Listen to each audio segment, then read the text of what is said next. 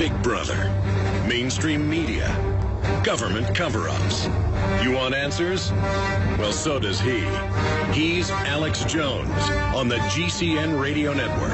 And now, live from Austin, Texas, Alex Jones. The earth riches and wisdom. So we have even right there. What's his name?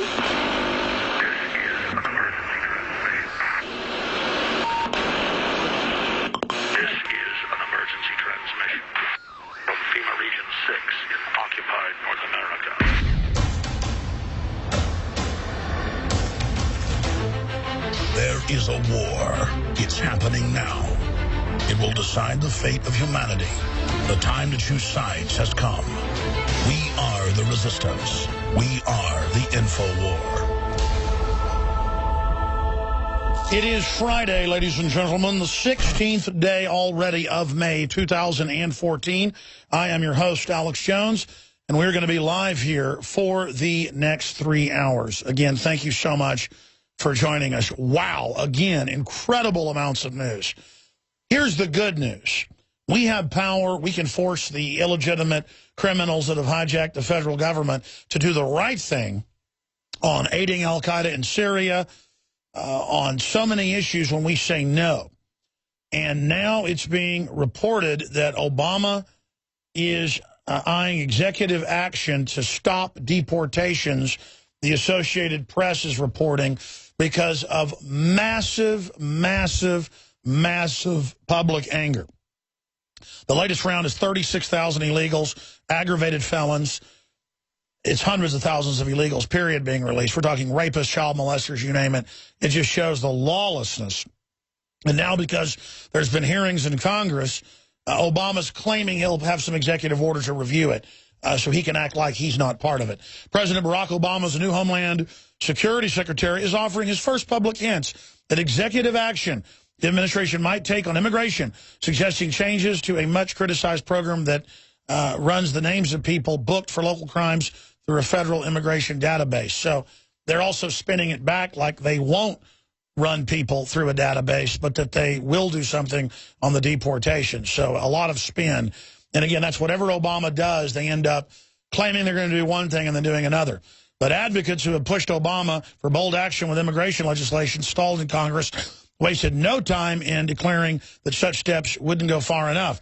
Homeland Security Secretary Ja Johnson, tasked by Obama with reviewing the nation's deportation policy to see whether it can be made more humane, said Thursday that the so-called Secure Communities program needs a fresh start. The program allows immigration and customs enforcement officials to ask local police and sheriffs to detain people who have been booked and whose fingerprints match in a federal database for immigration violations. Let me explain something. So I started that out by saying, hey, it's a good thing they're having to talk about not, just deporting all these felons. But then they spin it back and say, but we won't even run it through the database. So again, it's total spin. ICE can then decide whether to deport them. That's led to complaints that people are being deported for immigration violations without being convicted of any crime other than minor offenses. I thought you're here illegally. Police and sheriff's officials also complain that people are afraid to interact with law enforcement because they worry they'll be deported following recent court rulings that raise questions about the program. Local governments increasingly have announced plans to refuse to honor the detention request. So the illegals are being legalized by fiat. In comments Thursday on PBS NewsHour program, Johnson indicated he might aim to revamp the program to focus on people who actually have been convicted, not just those arrested or booked for aggravated felonies. In my judgment, secure communities should be an efficient way to work with state and local enforcement and reach removal priorities that have those are convicted of something. And it just goes on, and there's a mention in the news of, but we won't, again, deport people that are already felons, or that we will start deporting them and then won't release them, to be clear. You start getting into all their spin, it gets confusing. But they're saying basically that they will look at actually deporting someone and not releasing them if they're a felon, but then they just got done releasing 36,000 people who were felons, many of them aggravated. So it's just lies within lies. The lies are so incredible, I get confused when I was just reading over that and breaking some of that down. Absolutely mind-boggling to see that unfolding. But global warming scientists cover up skeptics' damaging review paper. Echoes of ClimateGate. Climate McCarthyism. That's out of the Times of London and the Daily Mail, as well as Breitbart. D.C. underwater. Not if, but when. Meanwhile, there's snowfall in Chicago. Those are the stories up on drudgereport.com in the left-hand corner, breaking that down. It's a total hoax. The Antarctic and Arctic are getting bigger than they have in the history of satellites since the 1960s, showing what's happening. But every summer, they show the satellite feed of it beginning to melt, expand and contract, expand in the winter, contract in the summer, and they say, look, within a few decades, it'll totally melt, we'll all be dead. Al Gore said back in, 2003, that by 2013, the entire Arctic would be melted in summer and in winter, and it's record size. Doesn't matter. NASA came out, one of their scientists this week, we wrote about it at Infowars.com, and said that the entire section, looked like up to a third of Antarctica down at the bottom, would be melted. And it doesn't matter when it doesn't come true. It's the fear-mongering. And here's the Times of London today. Scientist and cover-up of damaging climate review. Research which heaped doubt on the rate of global warming was deliberately suppressed. Let's get Lord Monckton on next week. By scientists, maybe even this Sunday, because it was less than helpful to their cause, it was claimed last night.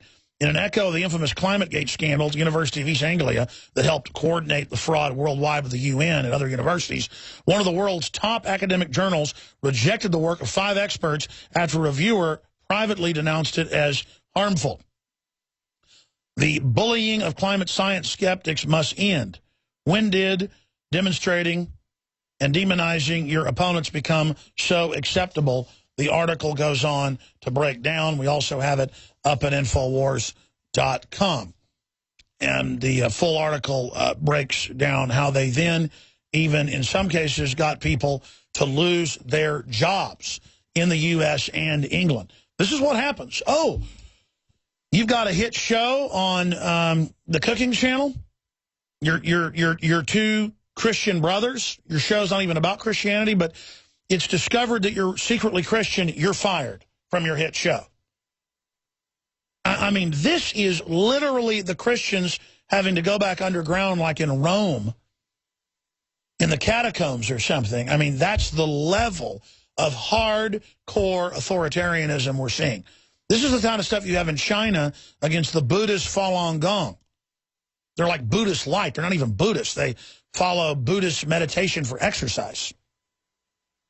But because they are unworldly people, they tend to be more moral, and the Chinese Communist government hunts them down, puts them in facilities, tests their DNA and blood, and then harvests their organs at leisure. That is the incredible evil. And speaking of the censorship, Dinesh D'Souza's trial is coming up. He's still trying to make his movie and release it by July 4th. President Obama's half-brother backs out of interview with Dinesh D'Souza. He'd already done the interview for the new film, but somehow was backed out of it. Mark Obama, whose political world differs from that of the president, was to appear in the conservative filmmaker's upcoming movie, America. And I'd read he'd already interviewed him, but I guess he had a more expansive interview set up. The D'Souza thought that he had the blockbuster interview set up with Mark Obama that was to appear in his upcoming film, America, but President Obama's half-brother has pulled out following the conservative filmmaker's federal indictment on charges that he violated campaign finance laws, getting friends to give money to his friend who was running for the Senate. I mean, I thought that's what politics is. No, you're not allowed to give money to the Tea Party. You're not allowed to be a Christian or pro-life. You're not allowed to be a anthropogenic global warming skeptic, because we live in a liberal country where we arrest you. And the FCC wants to take over the internet. And they want to bring in taxation, regulation, and inspectors in newsrooms that don't even broadcast. This is all classical tyranny. Of course it is. Because when they get this all done, they're going to devalue the dollar and take your pension funds and take your bank accounts, just like in Europe, just like in Iceland, just like in Greece, just like in other areas, Cyprus. And if you don't like it, all the paramilitary police have been trained, you're a terrorist. So we better have a public debate about all this and force this out into the open now. We better have a public debate about it because they don't want to have a debate. And why is that? Because if there is a debate, we'll have the moral high ground, the people will become politically awake and aware, and then this nightmare won't unfold. I'm going to have this added to the excellent long article written by Mikhail Phelan. The article's done by Watson earlier this year concerning Virginia, where our reporters were yesterday and where they were arrested for 3 hours, almost 3 hours, for daring to go on the base to ask to talk to the public information officer. This dovetails, leaked documents reveal Marine Corps Urban Training Center based on U.S. town and that the training is for the American people. Whistleblower says facility with Baptist churches, farmhouses used to train foreign and domestic groups to take on the American people. Now, Mikhail Phelan's a great writer. He gets a lot of documents because he goes through our email. He has access, obviously, to it. One of our newest writers, been writing for us for a year, working for us about 6 months. And it's an excellent article, but I want him to add the clergy response team video on YouTube to show folks that this is going on, the preachers as spies. And I want him to add where the Army admits they're trying to take on the American people. And I want him to add our latest article dealing with all this. But here's the Marine Corps document admitting it's for America, and they're training to fight their new enemy, farmers and ranchers. The rural community is who they're going to finally mop up during the Civil War. Ladies and gentlemen, we are back live. Dr. Nick Begich is joining us on a host of issues in the second hour. We will have open phones coming up during the portion of this hour and into the third hour today. But here's this latest article that I'm going to be covering in more detail this Sunday with Staff Sergeant Joe Biggs and David Knight in studio to not just talk about what happened to them in Virginia going to Fort A.P. Hill and getting arrested, but that the federal government run by the globalists is openly training under NLEO 9 14 different foreign nations to invade and occupy the U.S. So I'm going to have NLEO 9 added to this latest article as well. Because what Infowars.com and PrisonPlanet.com do that other news organizations don't is I don't like articles just on one subject. I like articles that by the bottom tie it together with the larger image of what's going on. And it's sensational that we've gotten these secret Marine Corps documents confirmed that they're training to take on basically everybody's granddaddy, anybody who's independent in a rural area. Globalists always, or any takeover group, takes over the cities first, then the suburbs, then the small towns, then the rural areas. And they fan out to subdue and dominate. And the entire Pentagon program, the Emergency Centers Establishment Act, the Rural Affairs Commission that is under the Pentagon and Homeland Security is putting plainclothes troops in every town and city, literally spying on people, and then bringing in Agenda 21 federal money to buy off the town leadership. And they are training to take on small towns everywhere because they know when they order the gun confiscation, when they order the 80% taxation, when they order this, they're going to take over the town centers and control the roads. And that is what is in all of the public documents. So much of this is public, but they don't want us on these bases. They don't want us talking to the Marines because they don't want public awareness to then have a discussion. They want it in Army Times, Stars and Stripes going, yeah, the Army's training to take on domestic groups. They think the Tea Party's the main enemy now. It's good. Or to have the C-SPAN have a general on to talk about it. So at one level, they admit it to soften us up and get us ready. And so the troops all hear it and go, well, it must be okay. I mean, You know, it's in Stars and Stripes, it's in the Army Times. But for the general public, oh, there's no militarization of police. There's no armored vehicles getting deployed to every town. There's no weapons caches and helicopters getting put in. Oh, no. We're like, oh, here's an official Homeland Security document saying it's gun owners, returning veterans, and Christians are the main enemy. And at first they said, oh, that document's not real. And later they went, no, it's real. And you watch. It is going to be gun owners and rural groups and veterans. They are the terrorists.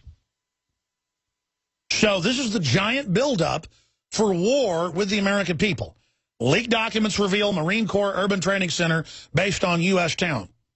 Whistleblower says facility with Baptist church, farmhouses used to train foreign and domestic groups. Newly leaked Marine Corps documents detail yet another military urban training center that more closely resembles a small U.S. town than a foreign combat zone. And again, when they admit NORTHCOM is for the American people, folks go, okay, it's in the document, big deal. But when you see the town, it brings it home. The document entitled Military Operations on Urban Terrain Collective Training Facility details the specifics of a mock 30-acre town located at Camp Lejeune, North Carolina. Originally built in 1990, new additions to the facility include Baptist church, a police station, several farmhouses have transformed the layout of the once international town. Yeah, part of it looks European. According to the military whistleblower provided the documents to InfoWars, U.S. Marines at the facility have been tasked with training soldiers, law enforcement agencies, and Homeland Security. Yeah, look, they're all buying weapons and bullets and training for us in skills such as fighting in wooded areas, urban patrolling, forcible entry, and night fighting techniques. The facility is also being used to cross-train foreign troops from the United Nations. By the way, folks, if this all goes down, you don't go out and night fight the Marines. The veterans are going to go find you at your houses and in the bars and on the streets. They're going to see your tattoo in a store, and they're going to follow you outside. You understand that? So part of this is a narrative where they're training like we're going to have the British and the blue coats march into each other and fix bayonets and shoot each other. That went out in the days when George Washington got rid of it. You understand that? If it goes to a civil war, it's going to be fought on the streets and in your houses. We're going to come for you. How do we crash through the lies and disinformation? How do we show people the bottom's already fallen out? The system is just setting up open tyranny everywhere. We have to expose it and call it out. And the public's waking up, and the military's waking up, and most police I talk to are waking up and know that things are going in a very dangerous direction. But are we going to wait till the globalists stage a terror attack and blame it on domestic groups? I don't want a civil war in this country, but we the people, not Alex Jones, but we the people, if attacked by the globalists, if a total authoritarian system unfolds and they try to arrest anybody that doesn't believe in man-made global warming, or arrest anybody that doesn't want their kids taught how to be, sexualized, or anybody who doesn't want to be inoculated, or anybody that doesn't want their 11-year-old daughter taken away to have an abortion. It's going to cause a civil war because the globalists want that civil war. I'm trying to avert that by exposing that the Army and the Marines and the National Guard are training to cordon cities, are training to confiscate guns, are training to arrest political dissidents, are training for a takeover, and admitting that their new enemy isn't al-Qaeda, that the corrupt federal government openly funds and runs. That's mainstream news now. I can't even believe that's mainstream news. They're now flipping it onto us. And I know I harp on this because it's happening. And if we expose it, it can be stopped. If we don't, they're going to bring it in and drop the hammer. I mean, my gosh, look at the cover of Drudge Report showing an illegal MS-13 person with a giant tattoo of Obama legalizing the illegals on his stomach. I mean, that is the type of stuff we're dealing with. Just a government totally mafioso, totally and completely lawless. And now Obama says he's looking at executive action to stop deportations. And when I read that, because I'd heard he might, stop the deportations because it makes him look so bad to be you know, sending back little kids or something. But no, he's going to stop it for felons, for everybody, and has been stopping it. And it just shows how, whether you're white, black, Hispanic, whatever you are, if you're a good person, if you care about freedom, if you care about liberty, you are being targeted, you are being demonized. But if you're a felon, an aggravated felon, a bank robber, a child molester, you're legalized by Obama. Now, I want to open the phones up and get your take just on the general corruption that we're seeing that's unfolding. The toll-free number to join us is 800-259-9231, 800-259-9231. Again, 800-259-9231. And you've got the persecution of scientists getting fired, getting censored, who put out scientific reports that man-made global warming is a fraud, that the Earth's cooling. Or if you are Dinesh D'Souza and you make a film about Obama, you get arrested.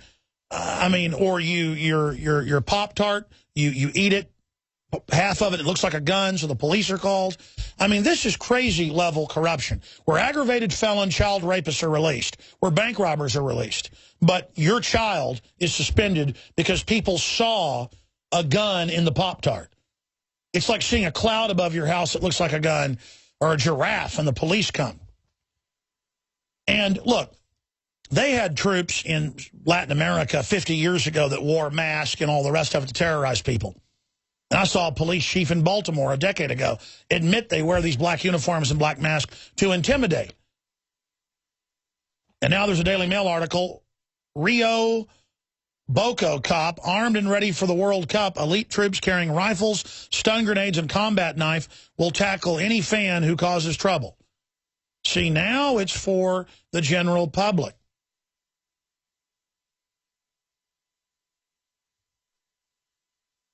And if you look at the article by Paul Joseph Watson, Rio Robocops resemble police from dystopian classic Brazil.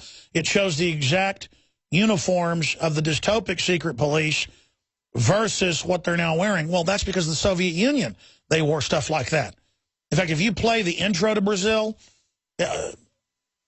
or it's close to the start where they cut a hole in the roof, come in, rendition the dad, we should make an intro promo with that and then cut it back and forth with what's happening in modern times and other dystopic films. What's that Robert De Niro one? The Handmaiden's Bride or something like that, where it's a dystopic future and they have public executions and black uniforms and all-seeing eye on television. We should have a video where we illustrate how it was dystopic then. In the past, this was seen as evil. North Korea was seen as evil. Now it's the new good. But this article goes on and on with these secret documents dealing with the Marine Corps training base and the information that was sent to us, where they train to take on the American people. And the preachers get on big power trips, a lot of them, to get approached by the FBI and by the CIA and to sign up to be part of the new brigades, you know, to take on the American people. And you know, there are domestic groups and they got to be dealt with. This is just so unspeakable, but it's actually happening. Then we've got some video of this and audio we're going to get to later. The day the ground erupted. Shocking moments. Syrian rebels blow up army camp with 60 tons of explosives after digging tunnel under the base using tactic pioneered in World War I. So that's what the CIA and NATO is training them to do, is dig 500-plus yard tunnels under army bases and blowing everyone up inside. In the 3+ year Al-Qaeda proxy war that America is openly running and funding. Simply amazing to see the video and the photo of that happening. There it is. Boom! Listeners have got to go up to Infowars.com. You can see that. Continuing here, ladies and gentlemen, we're going to get into something I told you about I don't know. We had Derry Brownfield on the show many times. He died, what was it, last year? Was it 2 years ago now? Time really moves fast. But he was a longtime big cattleman up in Missouri and had a big syndicated radio show, one of the first in the country. Even back before they really had talk radio, he did the Farm and Ranch Report and would talk about what was happening. And he pointed out that you have record beef prices in the last decade, but record bankruptcy for cattle ranchers. And almost everyone I know is getting out of cattle ranching because they've changed the tax rules, gotten rid of write-offs, where you cannot make a living doing it. Everyone I pretty much know who's a small-time rancher with 20 head, 100 head, 200 head, more of a hobby rancher, they do it because you get a little tax write-off on your property. Because if you don't have cattle on your property, you can't pay the property tax. Let's say you put beehives on it, and then you sell it to a local honey gatherer. Let's say you got 100 boxes on your property. You might get $3,000 or $4,000 in a year, if you're lucky. But you got to give medicine to the bees. You got to check them. You got to. I mean, it's a lot of work, and you get $3,000 or $4,000. And then let's say you got 100 head of cattle. You got to keep the fences up. They get out sometimes. You got to give them the vaccinations, veterinary bills, all of it. All that does is lets you keep your 500 acres it takes to have 100 cows, depending on the type of grassland. Then you still got to feed them during the winter. And then maybe you sell, 10, 15, 20 cows a year. And let's say you sell them for $1,000 a piece or whatever.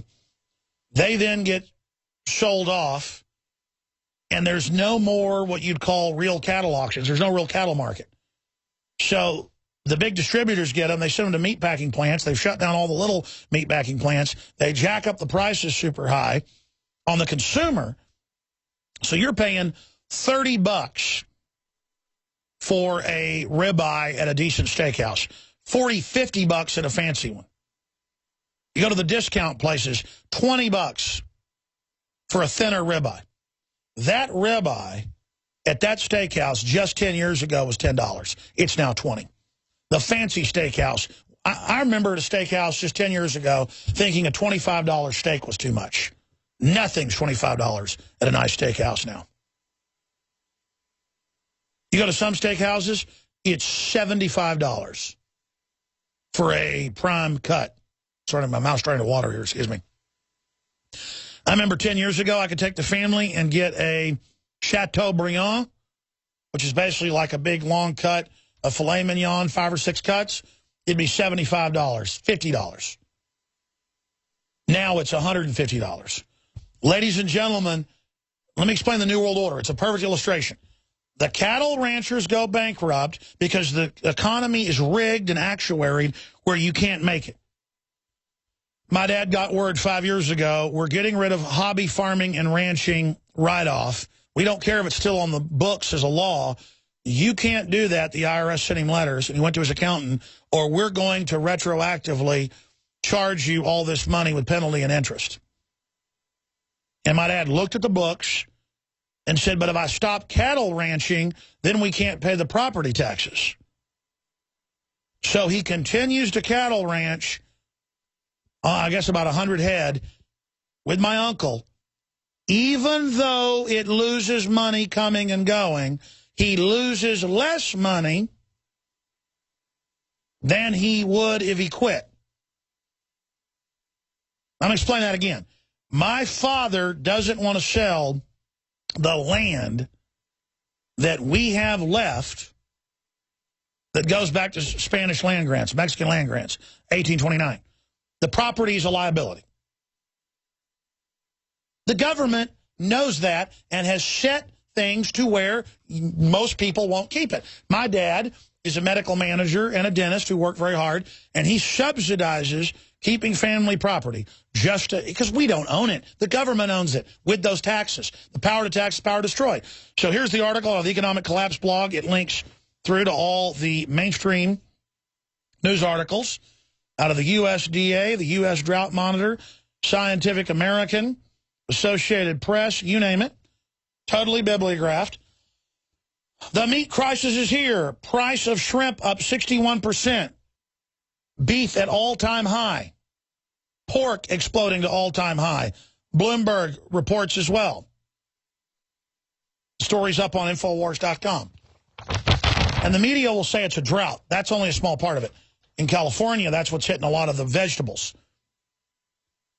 It's that people are getting out of it everywhere, and now they're shipping beef in, but you would think that would drive down prices. No, the packers all work together. There's only 5 or 6 big companies.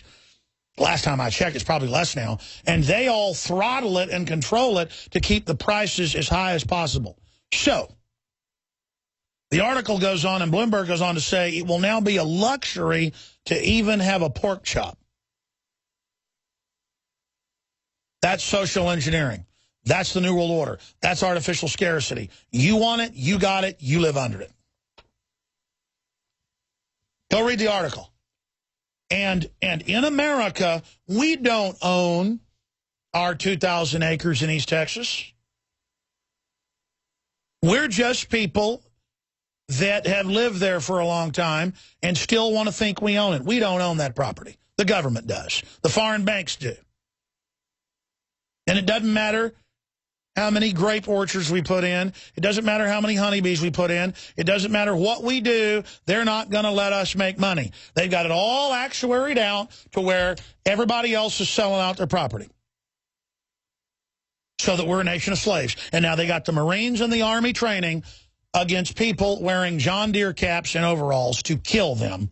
When they say, we're not paying the taxes like Bundy, we're done, we're not leaving, it's our property, they're going to send in the Marines and the Army. And you know what? The people are going to stand up against it. And the Marines are going to end up defecting over to the side of the American people. If we talk to the Marines and the Army now and have a public debate about this, we will change it. We will change history. But I wanted to take you full circle from the Army and the Marines training to fight what? Rural communities. Because a country boy can survive. Because we can skin a buck. We can run a trot line. Because you can't starve us out and you can't make us run. Because these old boys were raised on shotguns. We say grace. We say amen. And if you ain't down with that, what's the exact words? If you ain't into that, the modern parlance would be, if you ain't down with that, then we don't give a you-know-what. And we say grace, we say amen. If you're not into that, well, you know we don't give a damn. And that's what it comes down to is they know we won't sell out. They know we won't compromise anymore. We've been pushed too far. And so they train for open treason. What did Obama say? Bitter clingers. In a secret meeting with billionaires and million-dollar donors, who are they talking about? We're going to get these Christians clinging to their Bibles and their guns. We're shutting them down. We're shutting off their power plants. We're shutting down their jobs. We're shutting down their roads. We're shutting down their communities. We're buying off their preachers. We're training the military to go up against them. We got the cities. We got the kids. This is our country. We're going to take them down. Who did the weathermen say they were going to put 50 million Americans? They said rural people. Rural people. Rural people who aren't in there watching their Dish Network all day and drinking whiskey. Most of the rural people are just absolutely devastated wrecks. But there are a hardcore working group out there that's still hanging on and that the system knows is already not. Look, it's a duty now if you're rural and hanging on by your toenails to not pay as much as you can. To survive, you got to get out of the system. That's why they're harassing farmers markets and Amish and Mennonites and poor minority groups setting up farms and Mexican farmers that are in this country. Because they know communities have been formed of swap meets and groups, and barter is now getting set up, and people in rural areas are working together. And so under Northcom and the rural affairs system, it says the Pentagon's over it, they are designing the rollout for the total takeover of rural areas with clergy response team spies, with local enviro spies, all of it. And when you see these people come to your town, they are literally Rockefeller and Ford Foundation above CIA to take your town over and take you down. And it is your duty, ladies and gentlemen, to keep this country going and to survive and thrive and to have strong families and put in gardens. And it's your duty when you see people selling vegetables on the side of the road to buy from them. And it's your duty to find that organic milk from the Amish. And it's your duty to raise a garden. And it's your duty out there, folks, in little steps to get off their system and to set up off-the-grid systems. That's why they're shutting down lemonade stands, shutting down city markets.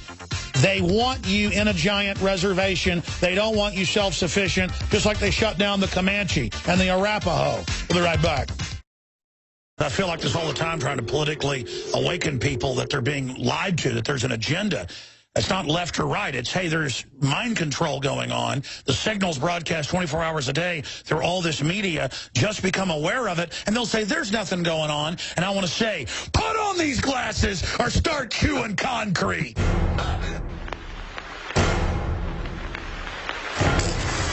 They have taken the hearts and minds of our leaders. They have recruited the rich and the powerful, and they have blinded us to the truth. The question is, do we all work for central bankers? That's what I want to address to our guest tonight. Our impulses are being redirected. We are living in an artificially induced state of consciousness that resembles sleep. An estimated 50 to 70 million Americans suffer from a sleep disorder or sleep deprivation. Outside the limit of our sight, feeding off us, perched on top of us from birth to death, are our owners.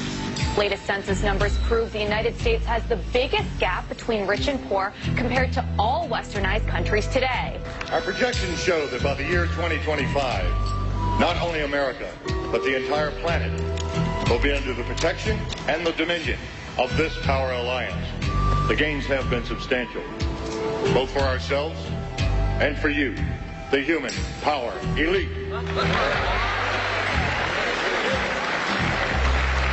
And for the first time in all of human history, mankind is politically awakened.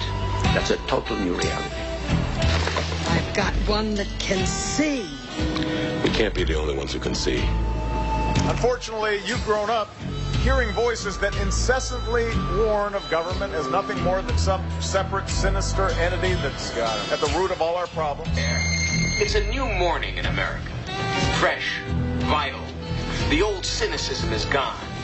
We have faith in our leaders. We're optimistic as to what becomes of it all. It really boils down to our ability to accept. We don't need pessimism.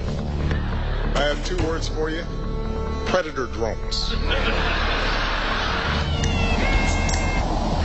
who are you, little fella? We will never see it coming.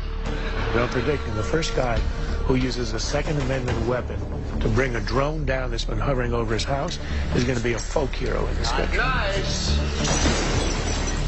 There is a signal broadcast every second of every day through our television sets.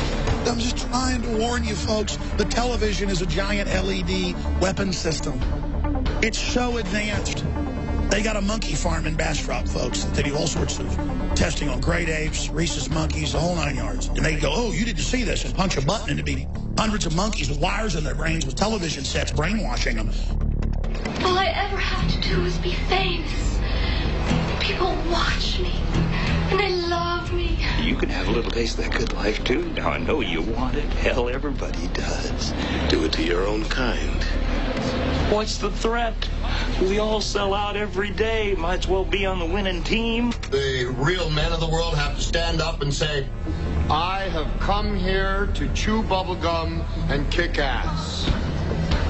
and I'm all out of bubblegum. Time to take a stand, boys. You know what? You got a little courage. Stand up for yourself. Waging war on corruption. It's Alex Jones coming to you live from the front lines of the InfoWar. It's Friday, folks. We're going to give a press conference and how to buy a sailboat as... Live the Republic! Death to the New World!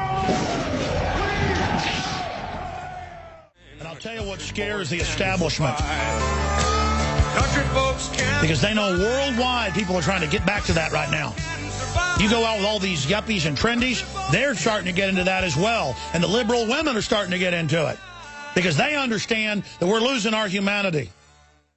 And the globalists know that whether it's Mexico or whether it's in southern Nevada or whether it's in rural France, It's the farmers and the ranchers that burned down the GMO crops. It's the farmers and ranchers that kicked the butts of the riot police.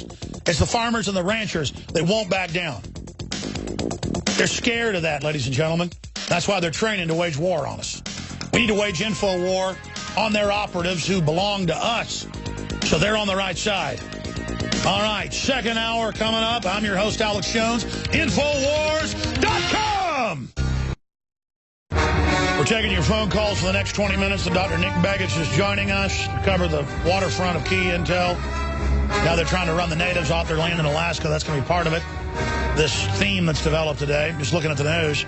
Doris in Tennessee, then Michael, Jim, Eugene, and others. Thanks for calling, Doris. You're on the air worldwide. Hey, Alex. How you holding up? I'm doing good. How are you doing? I'm fine. I called before. I told you that we went, because of your TV broadcast on Prison Planet. Yes, ma'am. You know, we went to Montana. We don't fly a lot because of the TSA. And but we did fly out to meet Chuck Baldwin. Great. And I think that he is going to try to start a lot of non-501c3 churches. Yeah, it's time to get Chuck Baldwin on for an hour via Skype soon, next week or something, to talk about why should churches even be 501c3 and be under the IRS? Congress shall make no law respecting the establishment of religion or prohibiting the free exercise thereof. Exactly. And that's the whole point. I mean, I agree with you about everything. I joined Prison Planet TV network on the internet the day that Fukushima happened. And I agree with everything you say. I know you're right. There's no doubt. This country is a country under judgment. We are doing and lifting up the exact opposite of what God's Word says to do. So Chuck Baldwin is going to do that. Now, this is supposed to be a Christian country, but the Christians are too cowardly to stand up for what's right. And the preachers and the pulpits are silent. Well, that's because they're not churches. They're 501c3 government-run institutions. They're afraid of the IRS. We have state-run churches in America, just like the old Soviet Union. The old Soviet Union had churches. They were just state-run. I know that, except for Dietrich Bonhoeffer, who died 2 days before the war was over in Poland. I know, it's incredible. Yeah, I know. I'm telling you. No, I know you know. I'm just telling listeners that don't know, yeah. Your judgment. You're right. God bless you. Anything else? That's it. Thank you so much for calling. Good to hear from you, Doris. Look, even if you don't believe in God, folks, we are becoming a very corrupt society. And evil's not being restrained. And then it wants to declare war on good. I mean, that's an endgame scenario. Evil always tries to totally take over. It doesn't just let you sit across the fence from it. Michael in Tennessee. Another call from Tennessee. You're on the air. Go ahead. Hi, this is Michael. I'd like to start off just saying that the reason that you, as InfoWars and people like Matt Drudge, are doing this is very explicit when it says in Luke 12:3, therefore, whatever ye have spoken in darkness shall be heard in the light, and that which ye have spoken in the ear and closet, that's New World Order, shall be proclaimed upon the housetops, and that's Alex Jones and InfoWars. Now, if I may, I'd like to say something a little bit satirical. In our current paradox, where up is down, left is right, lies are truth, I would like to have voted for Alex and InfoWars as the biggest liar of the century, because all you do is put it out there and tell the truth, and since truth is lies, that makes you the biggest liar. I guess in the 1984 world, telling the truth is a revolutionary act, and so I guess according to the establishment, I am a big liar. But I made the point yesterday that I am a huge liar in that it's not an intentional lie, but it's usually worse than what I'm saying. So when you speak in error, it is kind of a lie, even if it's unintentional. So, you know, people say, oh, you're absolutely right. I'm not absolutely right, folks. A, I make mistakes on factoids and things. B, it's a big, wide world, and nobody knows that much. The more I learn, the more I know I don't know. I just know this. The establishment are a bunch of scum. who are out of control. Thank you so much for the call, Michael. Another Michael, Jim, Eugene, and others. Your calls are coming up at 800-25-99231. Then Dr. Nick Begich from Alaska. We're taking your phone calls right now about the attack on rural communities under Obama's UN UNESCO-directed Rural Affairs Commission that is meant to run as kind of a Marshall Plan the destruction and implosion of rural communities by the new taxes and regulations set up to totally bankrupt those communities. The Bundy Ranch is a microcosm of 24 other families run out in the last 20 years because of taxes being raised so high. He was the last guy standing alone. Bloomberg and others report the meat crisis is here. Shrimp's up 61%, beef at all-time high along with pork. And that's mainly because of the fact that they've rigged the purchasing meat packing facilities, have shut all their competition down with government, so they buy the meat at record low prices and then sell it to you at record high prices. That's the New World Order screw job managed economy model. So we were bringing that subject up, dovetailing it with articles up on Infowars.com ahead of Dr. Nick Begich, who formerly headed up rural affairs for the one of the largest native tribes in Alaska. His brother, of course, is a U.S. senator. They're running them off their land and trying to bring it under total federal control. And so what's been done to the natives is now being done to everybody. This is the model. And then we'll spend a few segments with him on that and then get into a bunch of other geopolitical and brain chip news. He pioneered Pentagon plans to put brain chips in troops. Now that was in the Reuters and AP last week. So we're going to be covering that with Dr. Nick Begich coming up.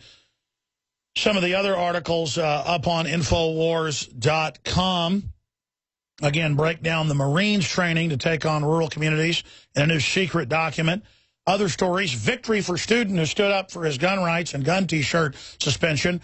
Officials, not public servants, lift suspension, clear record of high school senior. You're allowed to wear an NRA shirt. See how that works?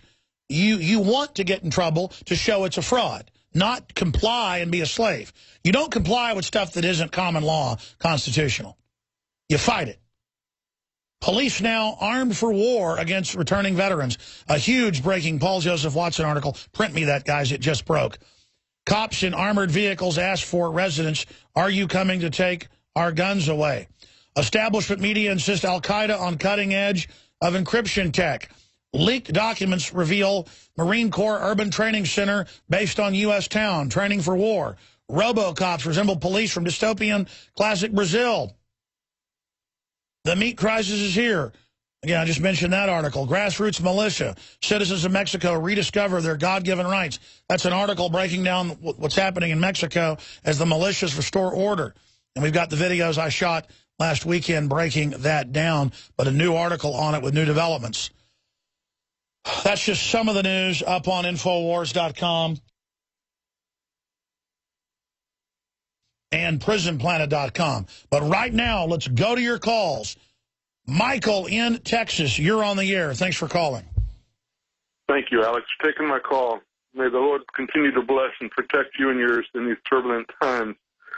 I'm calling from Texas, and we all know that the demise of the Republic has been in the works for quite some time. The corruption is so bad. They're pulling every Cloud and Piven Saul-Alinsky trip that they can to remove every last few vestiges of our republic's God-given rights, and they've turned the presidency office into a dictatorship.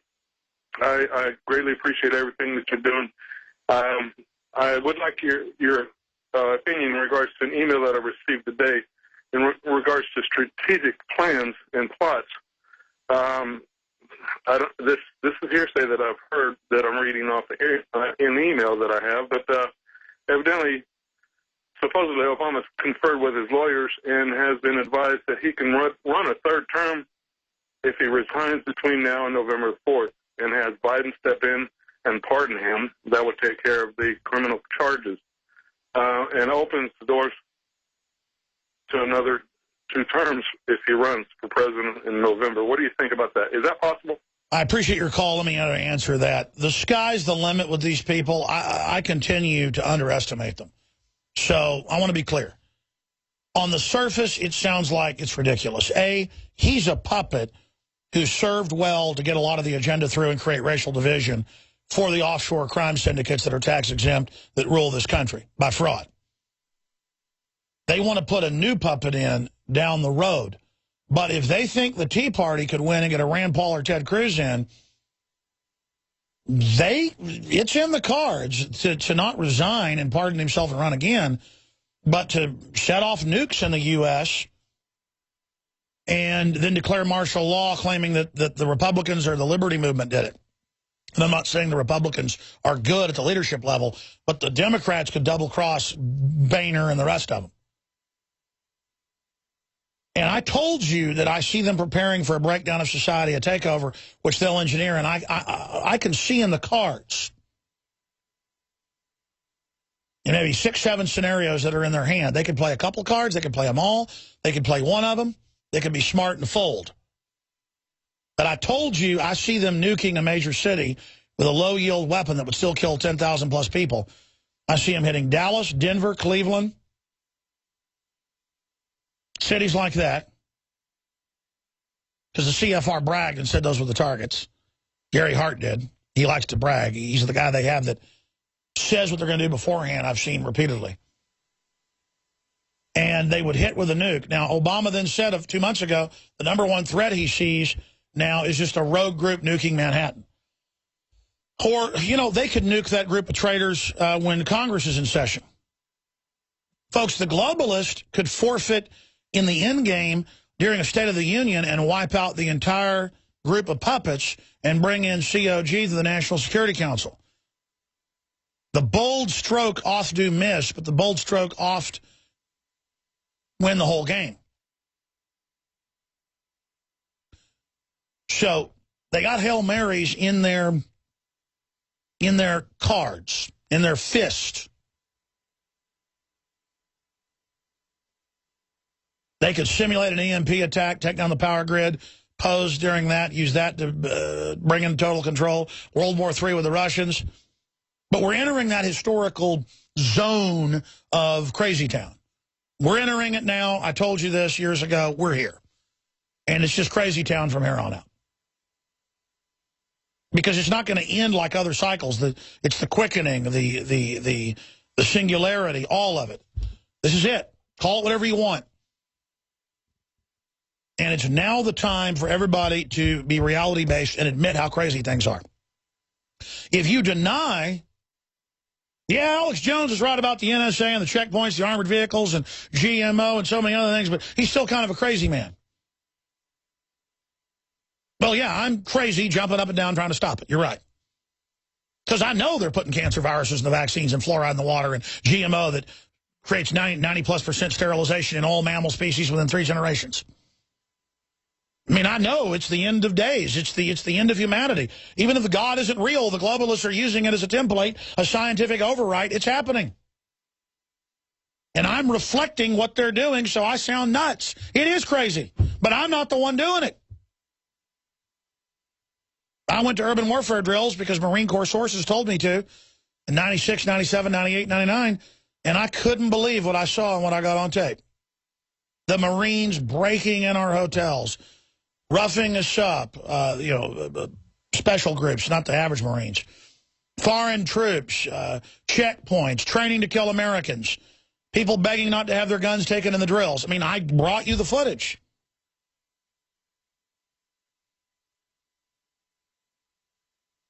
And now they've been training secretly for decades, and they're ready to roll with this. It's incredible high treason.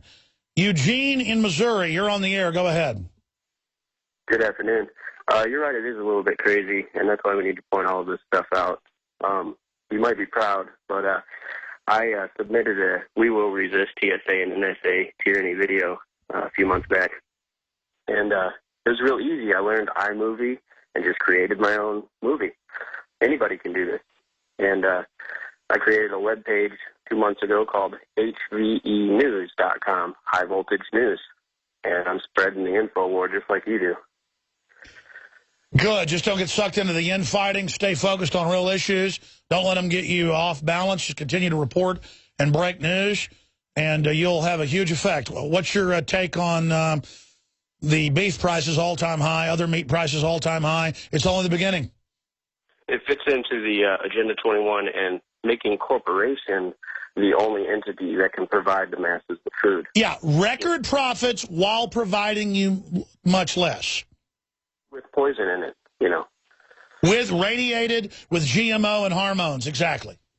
Yeah, that's why I just bought my Patriot Supply stash yesterday.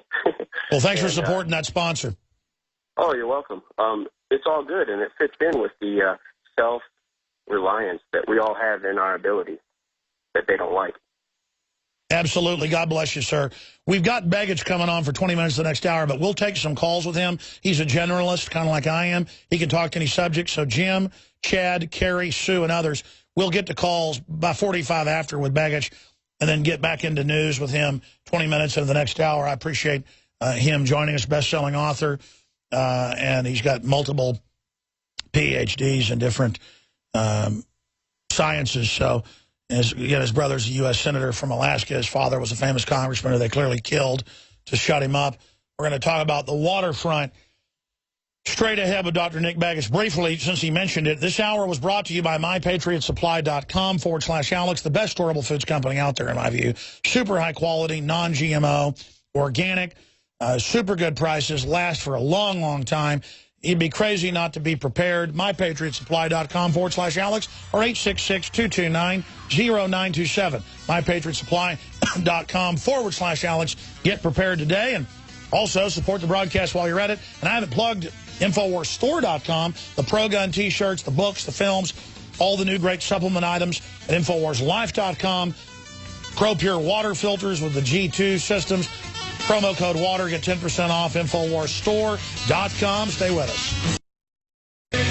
Monday through Friday, we're here live, 11 a.m. to 2 p.m. Central. This Sunday, we got some special guests. They're going to be in studio 4 to 6 p.m. Join us for the live Sunday transmission. This Sunday, 4 to 6 p.m. Central Standard Time. Ladies and gentlemen, Dr. Nick Begich joins us to the bottom of the next hour. We appreciate him being gracious for this time. He's the eldest son of late United States Congressman from Alaska, Nick Begich Sr., and he's been a political activist basically his whole life, as well as his mother has been. He's well known in Alaska. Politics for his adult life, we're heading up some of the major tribes in the state, trying to get their rights, and having multiple degrees in science. Begich has also published articles in Science, Political Education, as a well-known lecturer, best-selling author, having presented throughout the United States and Europe. He's the publisher and co-owner of Earth Pulse Press. Currently, Begich consults for tribal organizations, private corporations, and others in a number of research areas. He headed up the Lay Institute for a while, a major institute. Begich has authored, I won't go over all of that, earthpulse.com is just one of his sites, and his brother, of course, is one of the U.S. senators from Alaska. And he is the pioneer when it comes to documenting with the patents and lecturing to parliaments around the world on brain chips, psychological warfare, chemical warfare, what's covertly going on. But so much of what he's talked about is now mainstream. We get him on 18 years ago. I've been interviewing him since about 1996 or so. 1997. And everything he's talked about, unfortunately, has now gone from the area of science research to being mainstream. Weather control, you name it. But the first reason I wanted to get him on is news articles I've seen all over the country where the BLM is taking tribal lands, public lands, private lands, and claiming that they own them and control them when the feds already have more than half the country. What is behind this? I know he represents some of the tribes, trying to get them to be able to use their own land. So, Dr. Begich, we got a few minutes left in this segment, long segment coming on. Thank you for joining us. What's happening on the land grab front? Why do you think major corporations are lobbying governments, not just here but worldwide, to get people off rural land? Well, you know, here in Alaska, only 1% of the entire state is privately owned, excluding Native Americans. Native Americans control approximately 9% of the land mass in Alaska, about 44 million acres, and that goes back to the Alaska Native Land Claims Settlement Act of 1972, which was actually authored and got through the Congress by my father. It was the largest Native American land settlement and cash settlement in the U.S. History, either before or since. But it had a really unique setup. It was set up with 12 regional corporations that were configured under them, 228 village corporations. These village corporations can use the surface estate of the land, whereas the regionals own the subsurface and mineral rights, as well as big areas of surface estate. It was an experiment, really, and unfortunately, once the law was passed, there was to be a lot of follow-on work by Dad, and that never happened. As you know, he was lost on a plane with Hale Boggs, who at the time was a majority leader in the U.S. House. Dad was progressive on these issues with Native Americans, trying to find something better than a reservation model. Unfortunately, this really did not work as well as it could have. The tribal governments, who are the foundational governments in Alaska, weren't even recognized except for one in Southeast, and actually there's another one up in the northwestern part of the state. But they were not recognized by the federal government until about the mid-90s, and some of the tribes are still trying to get recognition. There are 458 Native American tribes in the United States. A little under half of those are in Alaska now recognized as governments.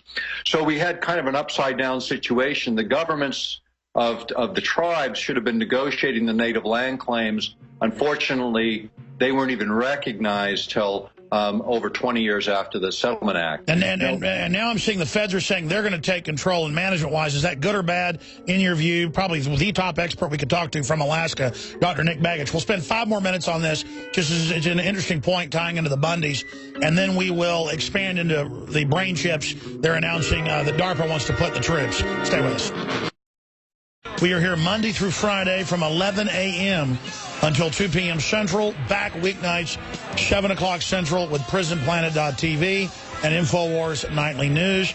Dr. Nick Begich is our guest. We have loaded phone lines on a host of issues. I want to get his take on the state of the world.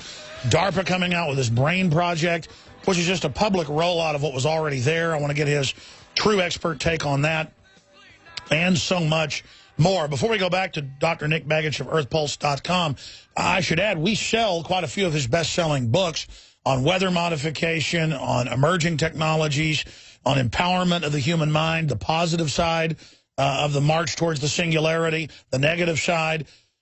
We carry his films and books at InfoWarsStore.com. So you can find Angels Don't Play This Harp, the film, and the book. We also have his book on mind control, controlling the human mind. We have just all of them at InfoWarsStore.com, and they're all excellent if you want fact, not fiction. Also at InfoWarsStore.com, you can find the Pro Pure, Pro One, and G2 filters that cut out the glyphosates, the fluoride, the heavy metals, you name it. Unlike any other gravity-fed stainless steel filter, annihilates the competition. See the side-by-side comparisons at InfoWarsStore.com, and these units are less than leading competitor. That's why we carry exclusively Pro One and their G2.0 systems in stainless steel and in pitchers. They've got them all. You can also ask any questions or order over the phone, 888-253-3139. That's 888-253-3139. Then we have survival water filters like Live Straw. We have the great non-GMO heirloom seeds, the widest selection of anywhere out there. All the major developers of them, we buy from them at the lowest price we're authorized to sell. They'll make you sign contracts and not undercut the market. But you will have the certified lowest prices on seeds out there, period. This is what we believe in, selling high-quality products that empower humanity to promote our free speech, pro-liberty, aggressive platform. We're not like NPR. We're not like all these government-funded institutions. MSNBC with the stimulus money. We're funded by free will, free association. InfoWarsStore.com or 888-253-3139. And don't forget, the nightly news just gets so good. It's 30 minutes of condensed, powerful info. A lot of nights when the news ends, then there might be 10, 20, 30, an hour of live coverage or interviews or events or special reports. 7 o'clock Central, 8 o'clock Eastern, 5 o'clock Pacific, 6 o'clock Montana Mountain Time, Tony Montana time. It is all there with our great reporters, myself, and so much more. Over 12 years up and running. PrisonPlanet.tv. When you're a member, 11 memberships for the price of one. Check that out. It's great to wake up friends and family. PrisonPlanet.tv. And starting next week, we're going to be going live out of the studio, either Monday or Tuesday. So get ready for that in the new studio and so much more. Thank you all for your support, all of you out there. All right, Dr. Begich, continuing with the reports I've seen of changing up what's happening, the federal government saying they're going to be over tribal lands and that they'll, quote, help the natives. Well, I've heard that before, but they've already been getting screwed so bad by the state and the feds. From your true expert position that I know really is about helping the native groups, but also Alaskans, period, get the wealth out of the land for the people that actually develop it with their hands, what's really happening in Alaska and in a larger situation with the native nations across North America? Well, you know, here in Alaska, again, it was a unique experiment, and I worked for two of the more radical tribes in Alaska that really were the leaders. Tyonek Native Corporation, the leader in the Native Land Claims Settlement Act, along with the Alaska Federation of Natives, and then Chickaloon Village, which is one of the oldest established tribal governments here in terms of taking their authority and actually acting on it. And the problem has been the state of Alaska has failed to recognize tribes. These are sovereign domestic nations under the federal codes. The history on this goes back to the revolutionary days, really. And when you look at what's happened here, the state fails to recognize, which creates huge disconnects between Native Americans and the state of Alaska. The feds have asserted jurisdiction over fish and game on federal lands. Natives really don't have control over the fish and game on their lands or the ability to run their tribal courts and be properly recognized by the state. So from a perspective of Native Americans, yeah, the BIA and Department of Interior have screwed natives over in Alaska and throughout the country. In fact, many of my friends refer to BIA not as a Bureau of Indian Affairs, but as Boss Indians Around. But, you know, what has happened is sort of the default is if we can at least see the possibility of natives being able to opt at their option into the federal jurisdiction, what happens then is they're able to run their courts properly. The state gets cut out of the process. And the state's been very adversarial to Native Americans by opposing their sovereignty, their right to exist. They are the economic engines for this state. They represent the largest corporate structures now. They control 90% of all private land in Alaska. Only 1% of the land in the entire state is privately owned, with natives owning. So you're saying overall it's such a bad situation that the feds taking these land corporations your dad set up away basically is better. For some people believe so within the Native community. Well, what do you believe? I mean, I know you don't want to speak for them, but you're highly respected by them, you know, and your dad helping them so much. I mean, what do you really think? Your personal opinion? I think we need to do some kind of a hybridized version. I agree. You need checks and balances on the two groups. That's exactly right, because what's happening now is Interior is unreliable. I mean, there's $1 trillion lawsuits, you know, that were settled for billions because of the BIA's lack of management over native lands, trust lands. More authority needs to be vested with the tribal governments within these configurations, and the state needs to be forced to recognize these tribes whether they like it or not. They're federally recognized. These people have a right to recognition by the state of Alaska, and that needs to change. When you look at what's going on here, natives are the leaders in many of the developments going on in Alaska where the federal government under the Obama administration has stood in the way of development. Alaska represents nearly 20% of the land mass of the United States, the largest coastal areas in the United States, bigger than the East, West, and Gulf Coast combined. We have mineral wealth that would set the budget straight. I mean, Well, I know this. Everywhere the natives haven't been given control, it's a hellhole, and they're all just basically the stereotype drinking Jack Daniels in a trailer with no electricity. But where you go where the natives have gotten control, up in Minnesota and Oklahoma and other areas, some of the nicest areas in the state are native controlled. So the answer is give the natives their wealth, stop treating them like crap, and they'll produce wealth and actually, you know, give us something that's different than the state or the feds. That's what I like, is more diversity.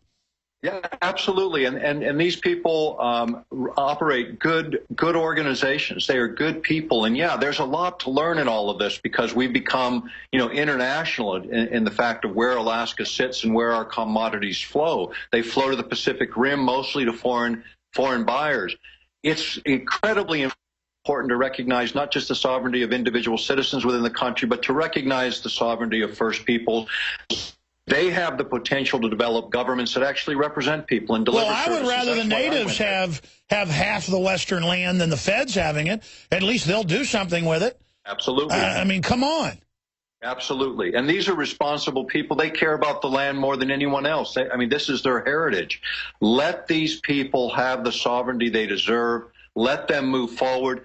Don't just under the bus of the Interior Department. Let's find a hybridized way to accomplish this. I'm hopeful that my brother will continue. He had strong rural support. He won every rural district against one of the most powerful senators in history, Ted Stevens. And my brother won every rural district in Alaska when he ran against him 6 years ago. Because of the family's position and his position on Native American rights, I'm certain in the next 6 years he'll accomplish a great deal if he's allowed to serve again.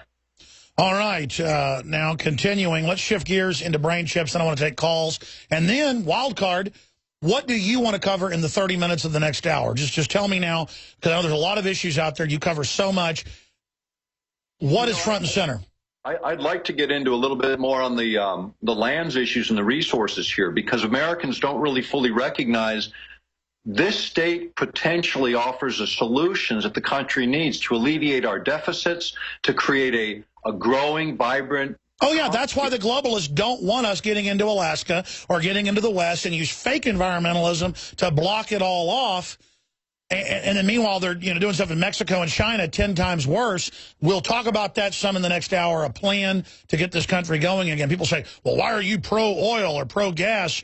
Don't you want free energy? If they would let us develop all that instead of suppress it, sure. But we are on this economy, and so we're talking about realism, and we'll talk to somebody who knows about it more than anybody, Dr. Nick Begich. But shifting gears, I'm sure you saw last week Obama come out again and say we want, this brain program and announce what's been around for decades, a rolling out of brain chips, and sure, it could be great, the blind to see, brain damage. The problem is they build back doors into everything. What is your take on the public rollout of DARPA and the brain chips? Well, we've been talking about this, as you know, for 18 years with you on the air and many, many others. The fact is they're masking the true intentions behind these so-called great, wonderful breakthroughs. And while they are, this is a double-edged sword and one that will stab us in the eye and not give us a clear vision, I can tell you. DARPA has been involved, starting with just microcircuits that would allow them to track special forces, congressional leadership. The Mexican government, even 200 of their top bureaucrats were implanted with chips years ago so they could track all their movements. These are much, much more sophisticated, and they go back to the idea of controlled effects, which came out of at least DARPA as well as the Electromagnetic Directorate of the Air Force. Back in June of 2004, there was an article published in Technology Horizons produced by the Air Force talking about this very thing and the idea of creating synthetic memory where you would, the good side is they're saying, well, we can knock out all this war trauma and, sort of wipe the memories clean of foreign fighters, coming back, into the U.S. The problem is, what else do you wipe clean? It's total mind control. This is the worst of the worst. The idea of creating synthetic memory. What's going to happen in courtrooms when people raise their right hand and swear that what they say is true when they can't distinguish the synthetic memory from the real memory? This is the big challenge for this republic, is what is it going to do as they roll each of these things out, and how much more can the government conceal when they can literally wipe and replace memory? This is where it's headed. This is where it's going. Beyond that is the idea of synthetic or synthetic telepathy, which are contracts that were led by DARPA to the University of California several years ago. You and I reported on this. These have moved forward to actually allow you to transfer signals, brain signals, so you can actually read a person's thoughts at a distance and send them information at a distance. Now, For communication with our own troops, some people may see some merit in this. From the standpoint of foreign troops and intervention, imagine a foreign army all of a sudden having thoughts of God telling them what to do or what have you. These are the very kind of things that we've been talking about for over 18 years. And everything used on the military and deployed overseas will be deployed here first. The microwave guns, the tracking systems. This is already, I remember DARPA, it was like 14 years ago in the Baltimore Sun, and it was like a science fiction movie back then. It was like Twilight Zone music was playing almost when I read it on air. They said, DARPA's practicing with different wavelengths out of cell tower arrays to calm the public. And then I read that on air, and it sounded crazy, but it was in the news as a test. How far advanced is this really from the patents and the research you've done? Obviously, if they're telling us about it now, how far along is this attack on free will? They've already engaged it, both in the private sector and the public sector. To change emotional states of the population is really easy. And you can even go back to Zbigniew Brzezinski's book, Between Two Ages. When he was at Columbia University in the early 70s, he published a book where he talked about mind control. In fact, Technotronic era. Right, and you can look at that book. And he, people don't remember, he was National Security Advisor to Jimmy Carter. He's one of the founders of the Trilateral Commission. He is a globalist of globalists. This guy, if you read that book today, you'd swear it was a history on what happened in terms of technology, society, and politics literally around the world, because everything he predicted came true. This area, goes back decades, but where it is now is a very, very fine science. We've been able to replicate various functions of the brain, be able to do this synthetically through electronic circuits. And the resolution, if you will, the ability to do this at a finer and finer and finer level increases as our computer power increases. So when you think about this, to do what the brain does, say in 1980, no way. The technology wasn't there. To do it now with the advent and the emergence of supercomputers, you're going to be able to create machines that think like humans, that act like humans. You're going to be able to download your memory set. Let me ask you this. If they're 25 to 40 years ahead, depending on the technologies we know about in corporate and institutional redoubts, I see the internet, Dr. Begich, with the billions of people that are interfacing. It can predict the future, almost 100% mass movements, 97% they admit in individual movements. That's almost beyond human intelligence in some respects. Obviously, ours is much more advanced in other ways, to be able to think of new things, to have love, to tell what's good from bad, to enjoy a sunset. But isn't the internet interfacing with humans, in my view, a new life form and is already artificially intelligent? Yeah, I would say so. In fact, if you really look at it as it expands, it will never be 100%. And that's the thing about this. It will never have 100% predictability because of the emotional factors and just the human factor. The butterfly factor. But we're going to become more and more reliant. And that reliance is going to lead to judgments that are not necessarily the right ones because they won't have that human factor in. I mean, on one hand, things are expanding, but at the same time as they're expanding, the secrecy syndrome within government is expanding as well. That's the root of the problem. Government cannot be trusted. My family's been in it. I've been exposed to it my entire life. The first advice that my brother would give you as a U.S. Senator is, don't trust any of them. And that's coming from a guy on the inside. And the reality is, special interests continue to drive way too much of our public policy. And they're blinding themselves because they only care about their one issue. That's scientific smarts, but not wisdom. How does it create ripples? I want to come back with Dr. Nick Begich straight ahead to talk about future trends, how do we save humanity, your phone calls, and then more on the resources of the United States and North America that could create an incredible new future. We'll get more into the incredible resources in North America locked up by the globalists to make all the other minerals and things around the world that they are mining in Africa and Australia worth even more. And why strategically are the globalists trying to keep the United States suppressed? It's undoubtedly going on. But Carrie and, Jim's first, and Chad and Sue and Chris, we'll get to all of you coming up and your different topics, wild card topics, to take Dr. Begich in other directions. But in the 5-6 minutes we've got left in this segment, what are the big future trends? Positive, negative? Where do you see the establishment at right now in their worldview? What do you expect to unfold? I think, this idea of mind effects certainly is a big one.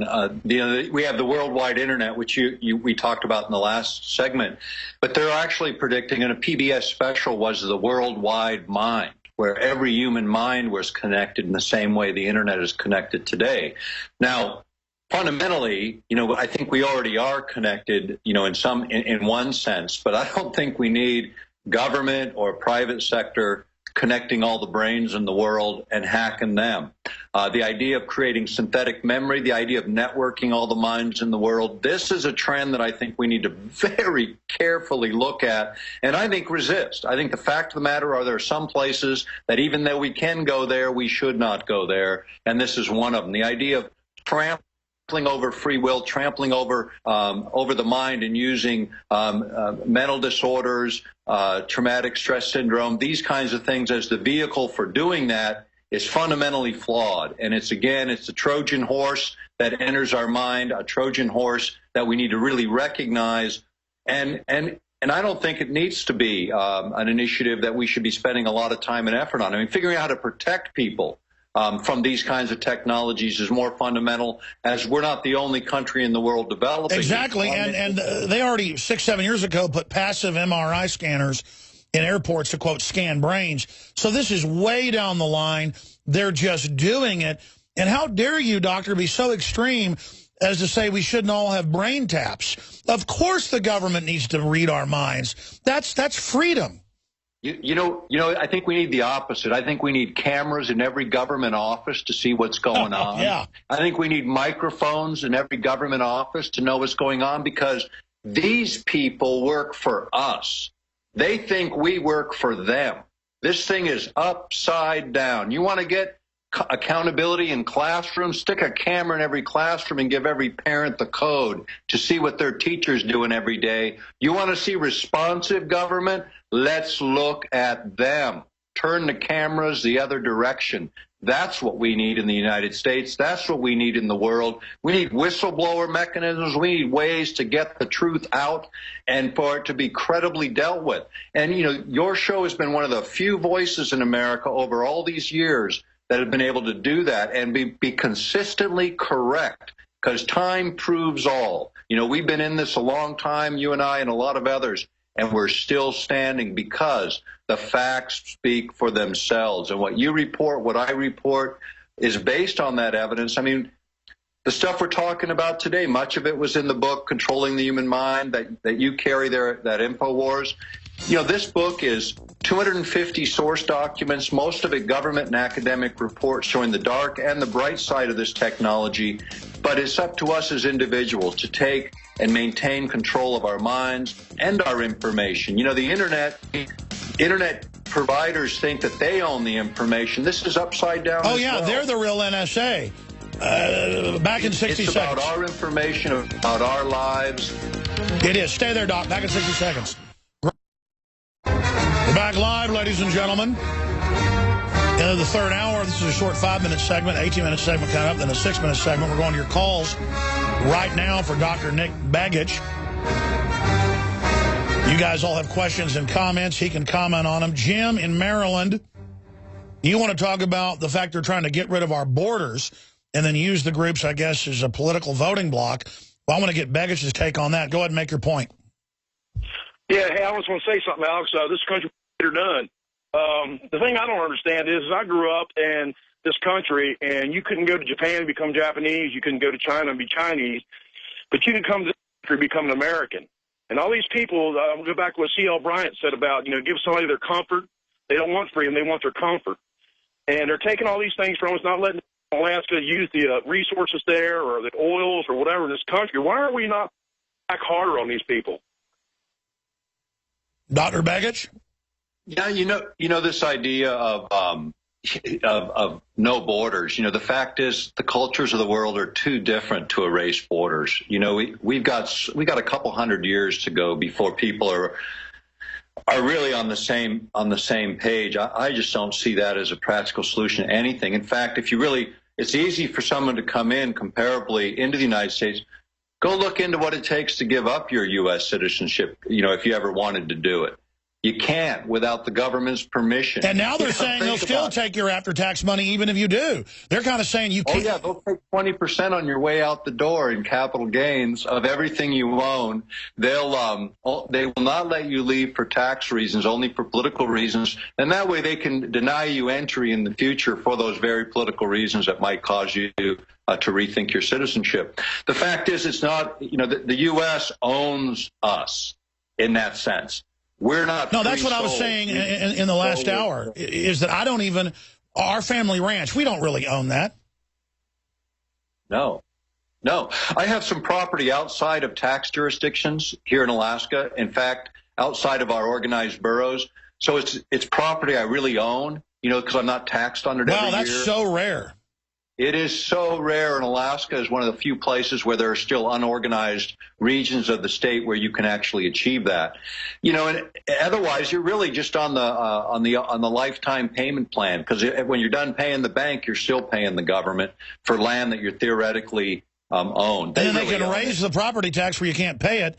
It's so sick. Caller, great points. Thanks for holding. Carrie in Indiana, you're on the air. Go ahead. Thank you. Alex. Hey. I've been trying to reach you for about a year. I've sent you about 100 emails. Well, brother, you're on the air right now.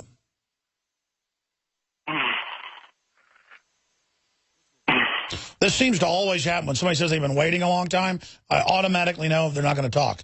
Sir, do you have something to say? I'm here. Go ahead. You can look back through the emails, okay? We are all moving right now through a magnetic field and leaving a trail, a traceable trail, and have been for at least the last 1,000 years. I know that sounds wild. It sounds crazy. No. I mean, you're talking to the guy that can answer that. I had, a big former Bain Capital analyst on. He said sunspots are what control economic cycles because, like the moon, it affects the brain. I'll hold you over so you can finish your comment, caller. So you say you've been waiting for years to get this out, but just say it. You don't have to, people always call up and want to be screened on air, but what do you think about this talk of this magnetic field in the galaxy? Is that true?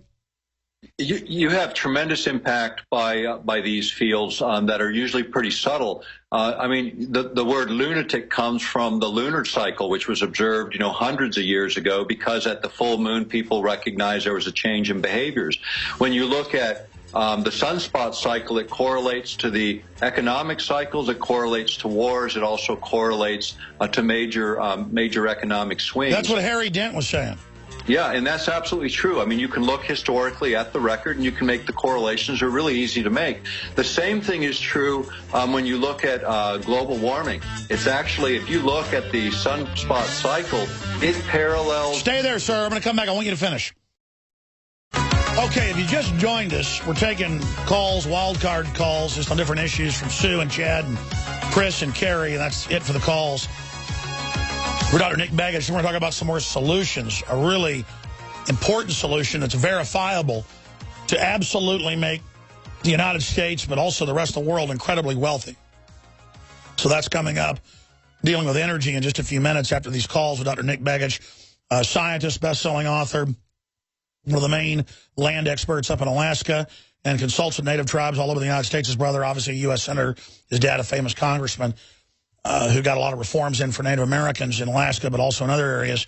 And he joins us right now. But the caller said, Alex, I've been trying to get a hold of you for a year. And people just joined us. I'm recapping it. It's the magnetic waves we're going through in space the last 1,000 years. It's different.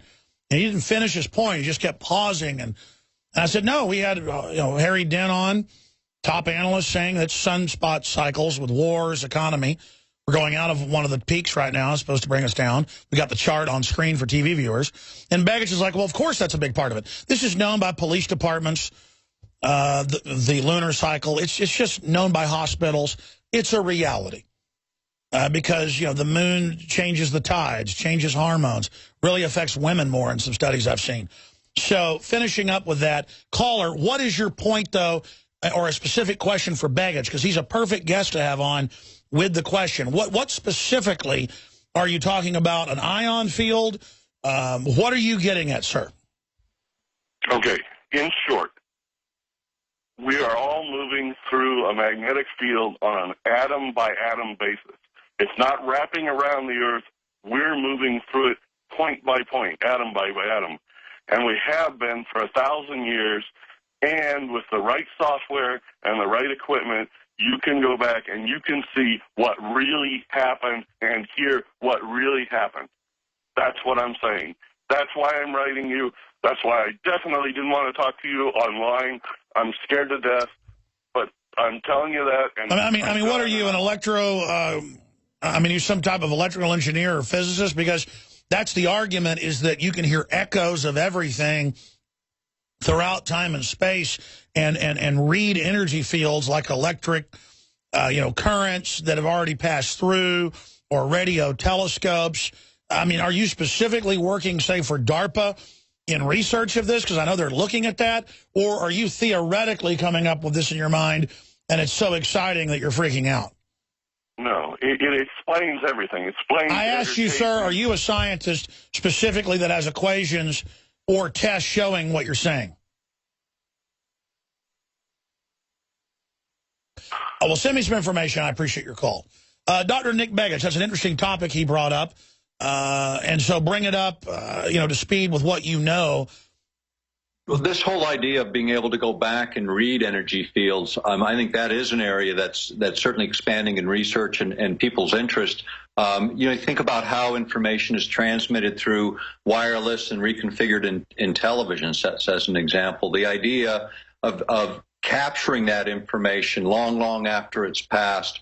Yeah, absolutely. I would disagree with the caller in this sense. It's not 1,000 years. It's for eternity. We are in an electromagnetic soup produced by all kinds of natural and now man-made phenomena.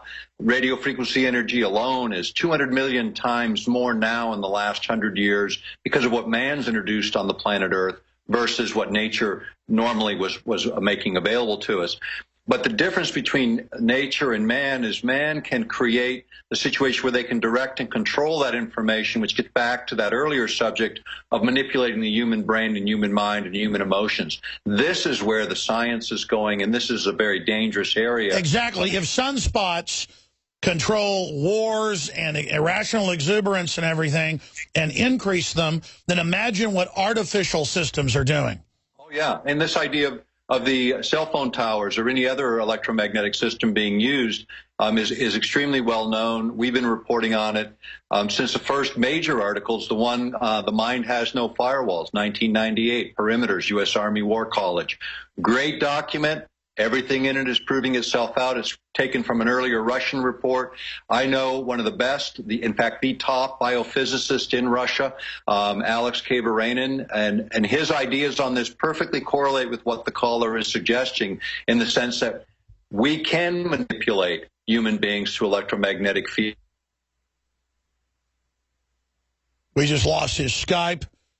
Atoms, molecules, and eventually body. All right. Your Skype came back in.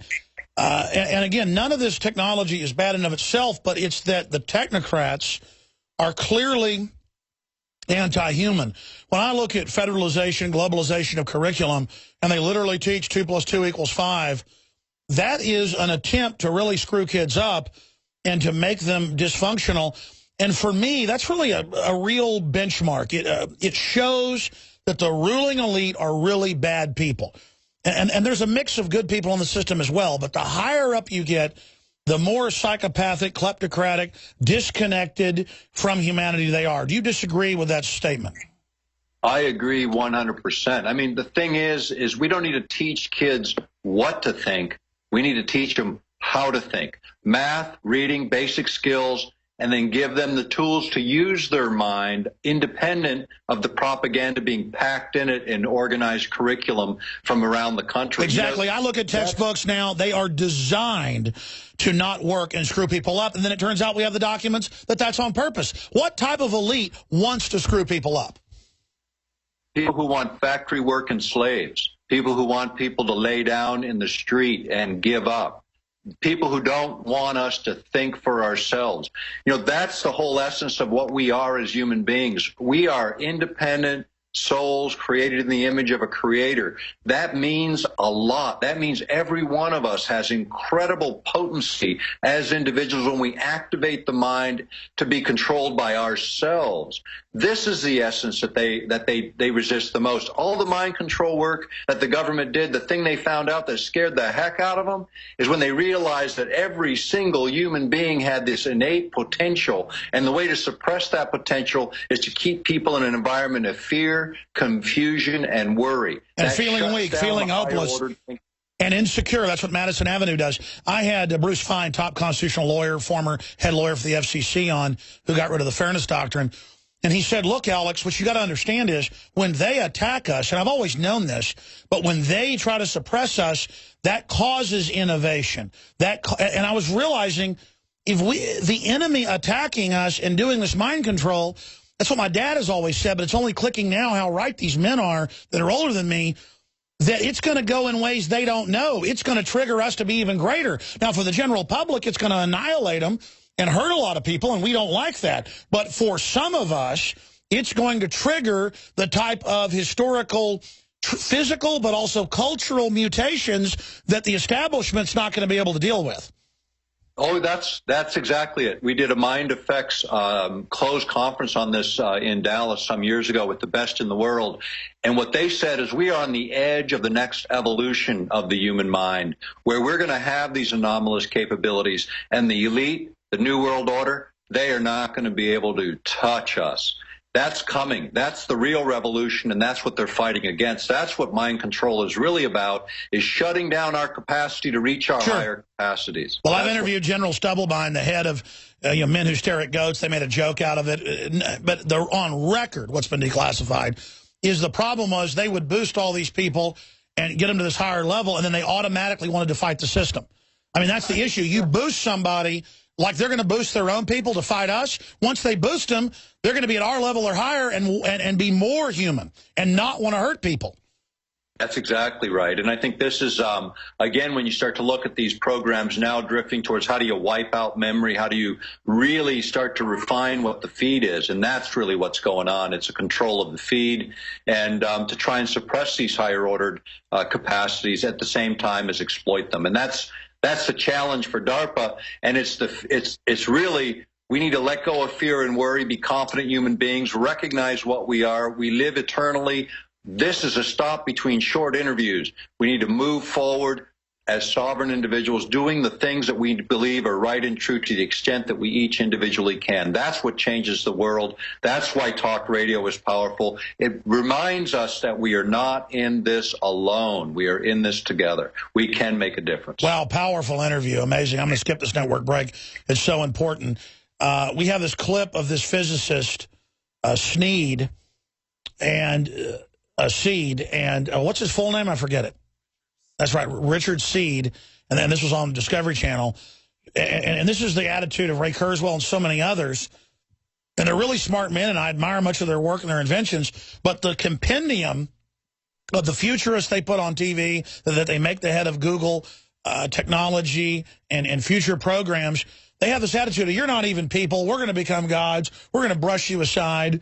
Well, I don't think they're ever going to become even superhuman or advance to the next level while having an attitude of shutting off other people. I mean, you reap what you sow. It's a universal law, karma, whatever you want to call it. I don't know how these guys are so smart. Then they have this real anti-human attitude of me, mine, mine, mine. Let's go ahead and play this clip. We are going to become gods. Period. If you don't like it, get off. You don't have to contribute. You don't have to participate. But if you're going to interfere with me becoming God, you're going to have big trouble. And we'll have warfare. So there's the attitude. They've seized the future. They're deciding what to do. We don't even count. That's the end of my free will. Don't they know that that is at a fundamental level a universal crime in the universe? You know, I think ego is so big on the part of some of these players. And that's what I see as I meet many, many people in leadership. They either have a very humble heart or just the opposite. And, you know, I think eventually this all catches up. And I think we're in that phase of history. There's a lot of unrest in the country right now, in the world right now. That's actually feeding, I think, the changes that are coming too. And it's the necessity of another jump in human thinking and our ability to think is certainly there. I mean, consider what we're dealing with on a day-to-day basis as human beings. It's the inevitable next step. I think we're going to open the door to a lot of possibilities in the course of this, but it's going to be a rough road. These elitists that think it belongs to them, that's been the problem for at least a couple thousand years, suppressing the population so that we don't recognize what we truly are. If we could just recognize and remember the gifts that we have within us and believe that we can manifest those gifts, they'll come. And I believe the technology will lay the blueprint where our belief systems will change, and we'll see these things naturally manifest in the minds of man.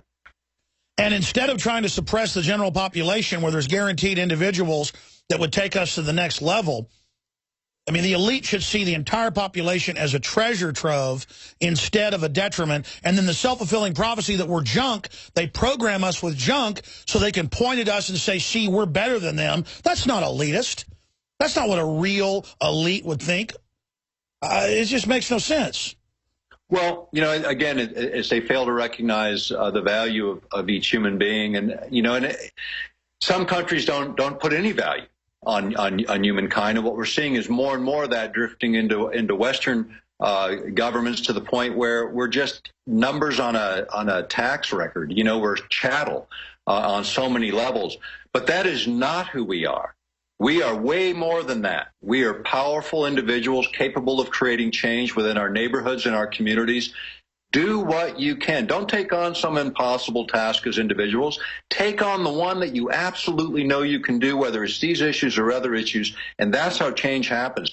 Put people's feet to the fire. Confront the issues. Provide the information. That's the only way we're going to see the mindset change from this defeatist attitude. We need to rise up out of the ashes of our apathy, claim our birthright, and change the world. That's what we're each called to do. That's what we're here to do, and we can do it in every way, in every which way, with every small and large thing that each of us engage in. We don't have to wait for a group to form. No, that's right. And if you read the 3 or 4 books written by Brzezinski on this, who is one of the top global strategists, he's in the top 5 that we know of, that's all they talk about openly, knowing the public doesn't read their books, is the human potential is too powerful. They're going to take over, and then we won't control the future and the life extension technologies. Hurry, let's dumb them all down. Obviously, these are not the people to lead us, that they would act like this. Absolutely. And again, good leaders keep getting taken out. They either die in plane crashes, they get taken out in political scandal.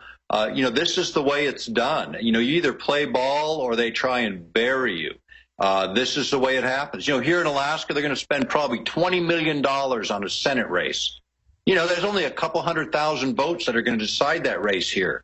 There's only 700,000 people even live in this state. But they're going to spend $20 million, and you know where that money's coming from? It's not coming from citizens who live here. It's coming from big multinational special interests that want to drive the truck. They don't want to control politics. They want to own senators. They want to own representatives. They want to own this country and own the very soul of the nation. That's what needs to be stripped away. Don't listen to the media ads. Don't listen to the garbage.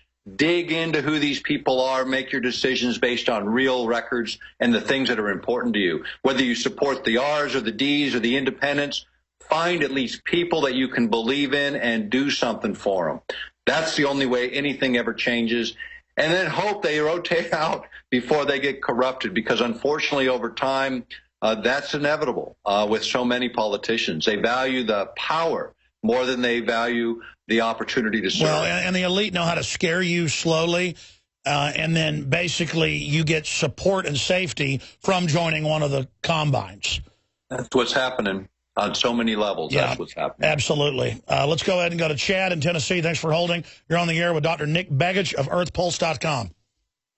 Hey, Alex, how you doing today? Good. Thank you for calling. Good. Hey, yeah, it's the first time calling. I've been listening to you for about 6 months now, and I tell you what, I've enjoyed every episode that you put out. And I want to thank you and the other patriots that do what you do.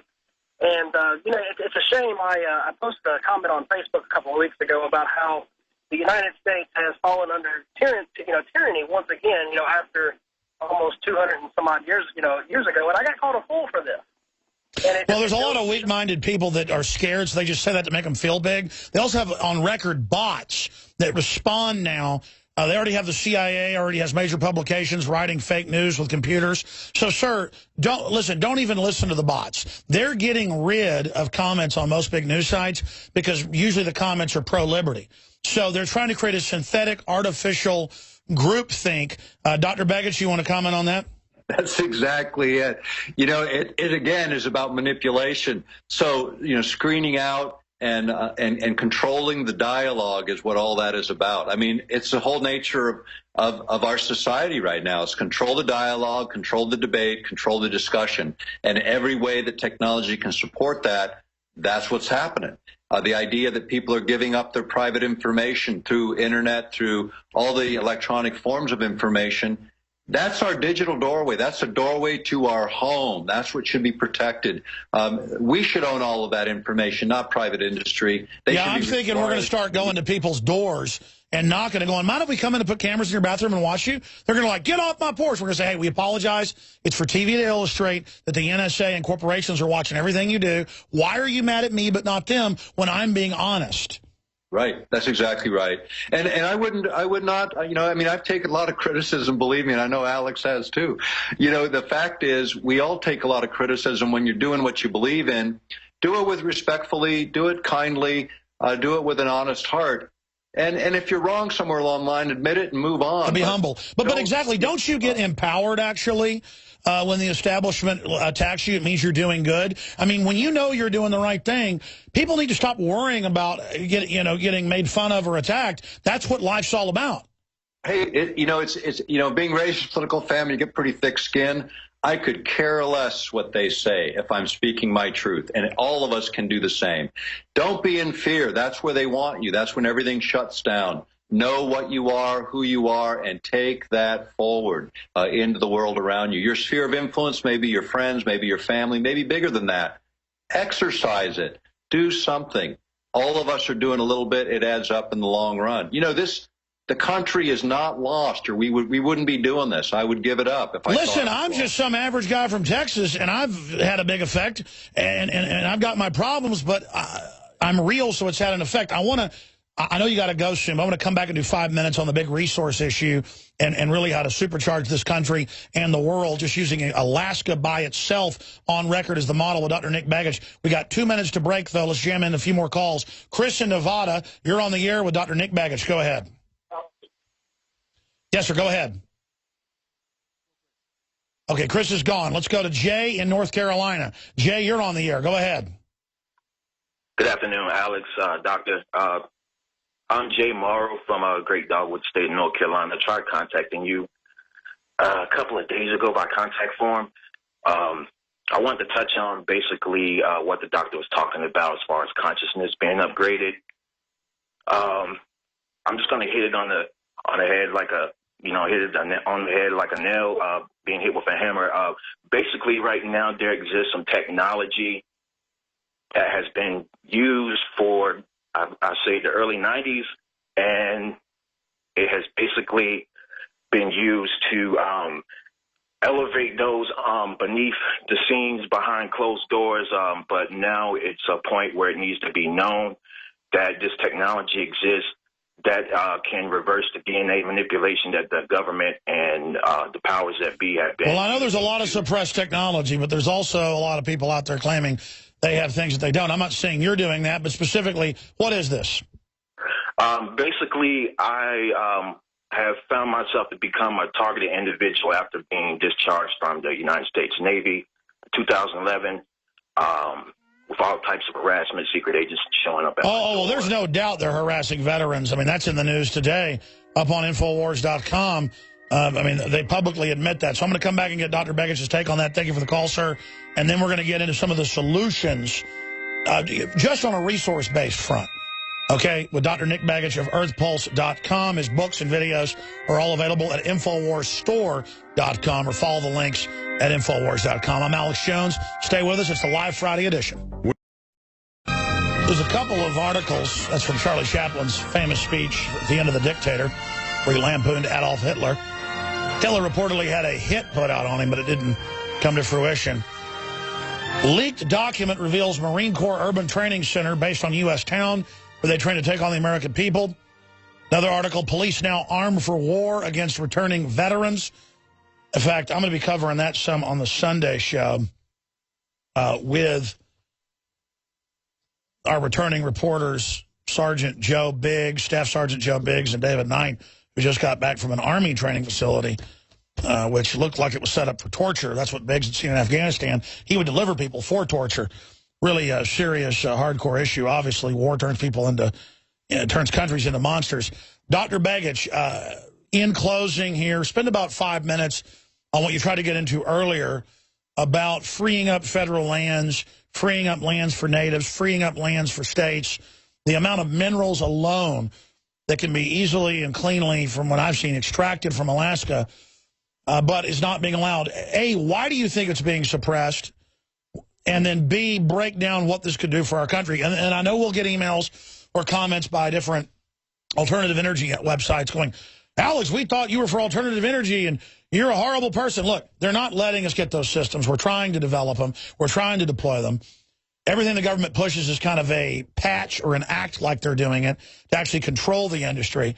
But we are based on minerals. We are based on oil and gas and all these other things we have. And this could be a boom for our country. So talk about it as a leading expert. Well, first of all, we're not going to convert from oil-based energy overnight. It's going to take decades. So these things are going to move forward. The United States has increased its oil and gas production dramatically from fracking, and now what's going to be happening here in Alaska, to the point where in a few years we're going to be a net exporter. Energy imports used to be about 50% of our trade deficit, with the other half pretty much China. That's changing because of energy production locally within the U.S. But taking it from the minerals perspective, Alaska has a project that's the Red Dog Mine, which is actually a native-owned property and a joint venture of private industry. It produces 6% of the zinc concentrate in the world. We have one of the 10 top silver mines in southeast Alaska. But we also have major finds of rare earth minerals, which are presently primarily controlled by the Chinese, but not in Alaska. We have resources that are being drilled out and found throughout southeast Alaska and some of the interior locations that could make America free in terms of rare earth, something we absolutely need to maintain competitiveness globally. We have no railroad link to Alaska, to the rest of the United States, to the, we could hook up to the Trans-Canadian Railroad and start moving these bulk commodities out of Alaska for value added in the United States. We need the railroad links established to get these minerals to market. We can't just use ports. We have some of the largest mining projects in the country coming online in the next 10 years up here. We have the Donlin Creek mine. We have the biggest one was Pebble, which has recently been sort of slowed down dramatically. Anglo-American pulled out. That's a $500 billion mine, and they still don't know the perimeters of it, and that's gold and molybdenum. Again, important minerals, going forward. But Alaska has every strategic mineral in mineable quantities, in strategically large quantities, world-class sizes here in Alaska, and they are not being developed for lack of infrastructure. They're talking about, we need roads to the wilderness. We need roads to the mining areas, and we need infrastructure built in the same way that we built the Western United States. That kind of initiative would not only create domestic jobs, but actual jobs that result in private industry developments and the export of value-added minerals. This is where we can gain our independence again. We have trillions and trillions of cubic feet of natural gas, not including the other forms of hydrocarbons, frozen methane on the North Slope. We have enough to run the country on energy. In coal alone, we have 51% of all the known resources in the United States and 25% of the world's coal resources. We have enough coal to run the energy needs of the U.S. for 2 millennium, 2,000 years. And let me stop you right there, because you're giving the solution. I've researched it. What you're saying is all publicly available. Your brother's the U.S. Senator. You've managed massive amounts of land there. Dad, a congressman. You know what you're talking about. But it's the same thing. America can't have jobs. We can't have factories. We can't even have service jobs. It's Agenda 21. Same thing in Western Europe and the U.S. We're not allowed to develop. We're only allowed to have government or corporate institutional jobs to capture us and enslave us under the UNESCO treaty. My issue is, why does the elite want to shut down the United States and Western Europe? Why is the elite putting in policies where the West is committing suicide, not having children? Why does the elite themselves, pretty racist people, want to destroy the West? Well, I think there's really two reasons. One is the biggest money is being made in the developing world. I mean, think about a developed stock. It's selling at $100 and it jumps to 110. You make 10% on it. Think of a penny stock going from a penny to $1. That's the third world. That's where they want the money. So they want to shut down development here because they already totally have enslaved the third world. Right. And then if you look at it, they look at the U.S. mineral resource and base as a safety deposit box, because they can leave this stuff undeveloped while they exploit everyone else in the world until they get thrown out or nationalized, and then pull back into the United States and develop those resources at the point in which we're dumbed down and numbed down, and then they can continue to. I was told that by a high-level elitist. I've never heard that before except from you. Were you given that from your high-level sources? You know, that's the reality. I mean, just look at how it unfolds. Yeah, that's what everyone sees. If you really look at the bigger picture, it's just a shift in the market. They're going to go and exploit where they make the biggest margins and the least regulations, where they can corrupt government that's openly corrupt. I mean, every one of these governments, even our own government, think about it. We have a government that takes money around the world on pallets and plane loads to bribe people. It's well known. Kidnap people, torture people, invade your mail, kick down your doors. You don't even know people about like this unless you're listening to this broadcast in prison. You know, the fact of the matter is, this is a criminal government, and they've done everything that the elite wants to restrict us, restrain us, and keep us down, because we can make the difference. We can make the difference in being the light that our founding fathers expected of us, not to be a dominant force in the world, but to be a light where people want to emulate what we have here, what we do here, in their own self-interest, not imposed upon them by some external force. And I want to quantify this. You know, one shipment was $12 billion, another $30-something billion to Iraq. And they use it not just to buy off local officials, but to buy off our own military, where they would give a sergeant $100,000 or somebody else $1 million, a general, and then say, by the way, you stole that money. You better do what we say and ship these drugs back. This is a corrupting. So instead of building something to rise in society that raises the whole society, if you're part of the criminal gang, you get ahead. And it creates dark ages, folks. We need to be going the opposite direction. Let me ask you this. Are we turning the tide? I know there's a big awakening. Is it enough? What does your gut tell you the timeline is? What's going to happen? You're probably one of the smartest guys in general knowledge, Dr. Begich. What do you see happening? I think the tide is rising, and I don't think it takes 51%. You know, the American Revolution started with 6% of the people, they say, were in favor of that when it began, and thank God there was that 6%. Today, with the ability to communicate globally, all of us, even in this broadcast right now, we can make a bigger difference if only 1% of us wake up and begin to act in what we believe to be right and true. It doesn't take a mass. It takes a few. There is way more engaged right now than is necessary to create the next revolution, the next evolution in human thinking. That's what's going on right now. The tide will turn. We're not going to give up the fight.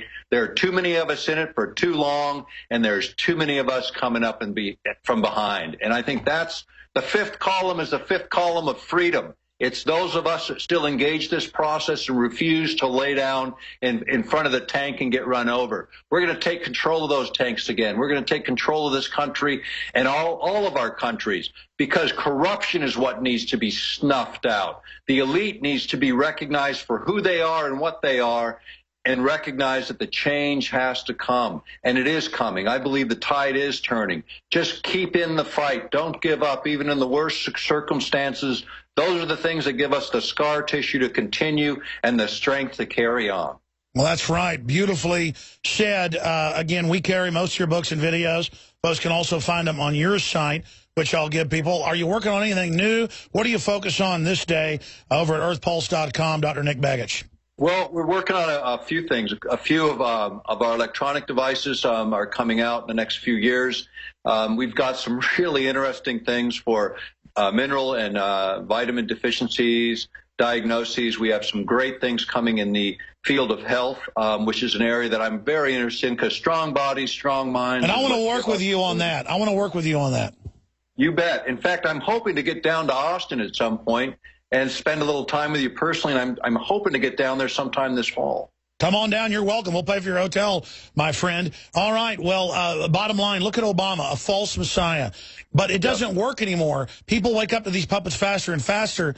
And, you know, I complain until the public's dumbed down. Congress has as low as a 6% approval rating now. That's really got to worry the establishment. Oh, I think so, too. You know, you're talking about the establishment. You know, I got to leave on one point. It's the Federal Reserve. And, you know, my brother's the only Democrat that signed on to audit the Federal Reserve. And when Bernanke called him and screamed at him over it, he said, hey, you internally audit yourself all the time. What are you worried about? They're worried. People are looking. It's not just about what's happening in the open media. People are paying. By the way, it's great your brother did that. Tell folks, because I remember seeing that briefly in the news. Give us the inside scoop on that Federal Reserve situation. Well, you know, he doesn't trust them for good reason. They're not trustworthy. There's 300 banks. They're a private organization. They haven't been externally audited. They need to be. They need to be held accountable. They are jeopardizing everything in this country. And they're an outside institution with no audit in over 100 years. It's time. It's time for a review of what's going on. It's time for transparency, both within the government and with these quasi-government. And your brother got yelled at by outgoing head Bernanke? I didn't know about that. Oh, it was a big one. I mean, he got into a big fight with Obama. Obama called him on the phone over gun rights. You know, Mark favors gun ownership. He doesn't believe we need any more laws to restrict gun ownership. He's one of the few Democrats that do. Before he ever ran, he told the Democratic leadership, you're wrong. You're wrong on development of Alaskan oil. You're wrong on gun control. You're wrong on net neutrality. You're flat wrong. And it takes a different view. You know, Mark votes more with Republicans than any other senator. And the reason he does is because sometimes everybody has to recognize the other guy is right. And even if you disagree with some of Mark's politics, the fact of the matter is he does what he believes in. He's willing to do the fight. He's willing to take it on. It's for veterans, which was the last caller. He's on the Veterans Affairs Committee, holding their feet to the fire. And I can tell you, go look at the tapes of him in committees, and you're going to see him all over those guys, because veterans represent a major portion of our population and people who kept this country safe for the last 200 years.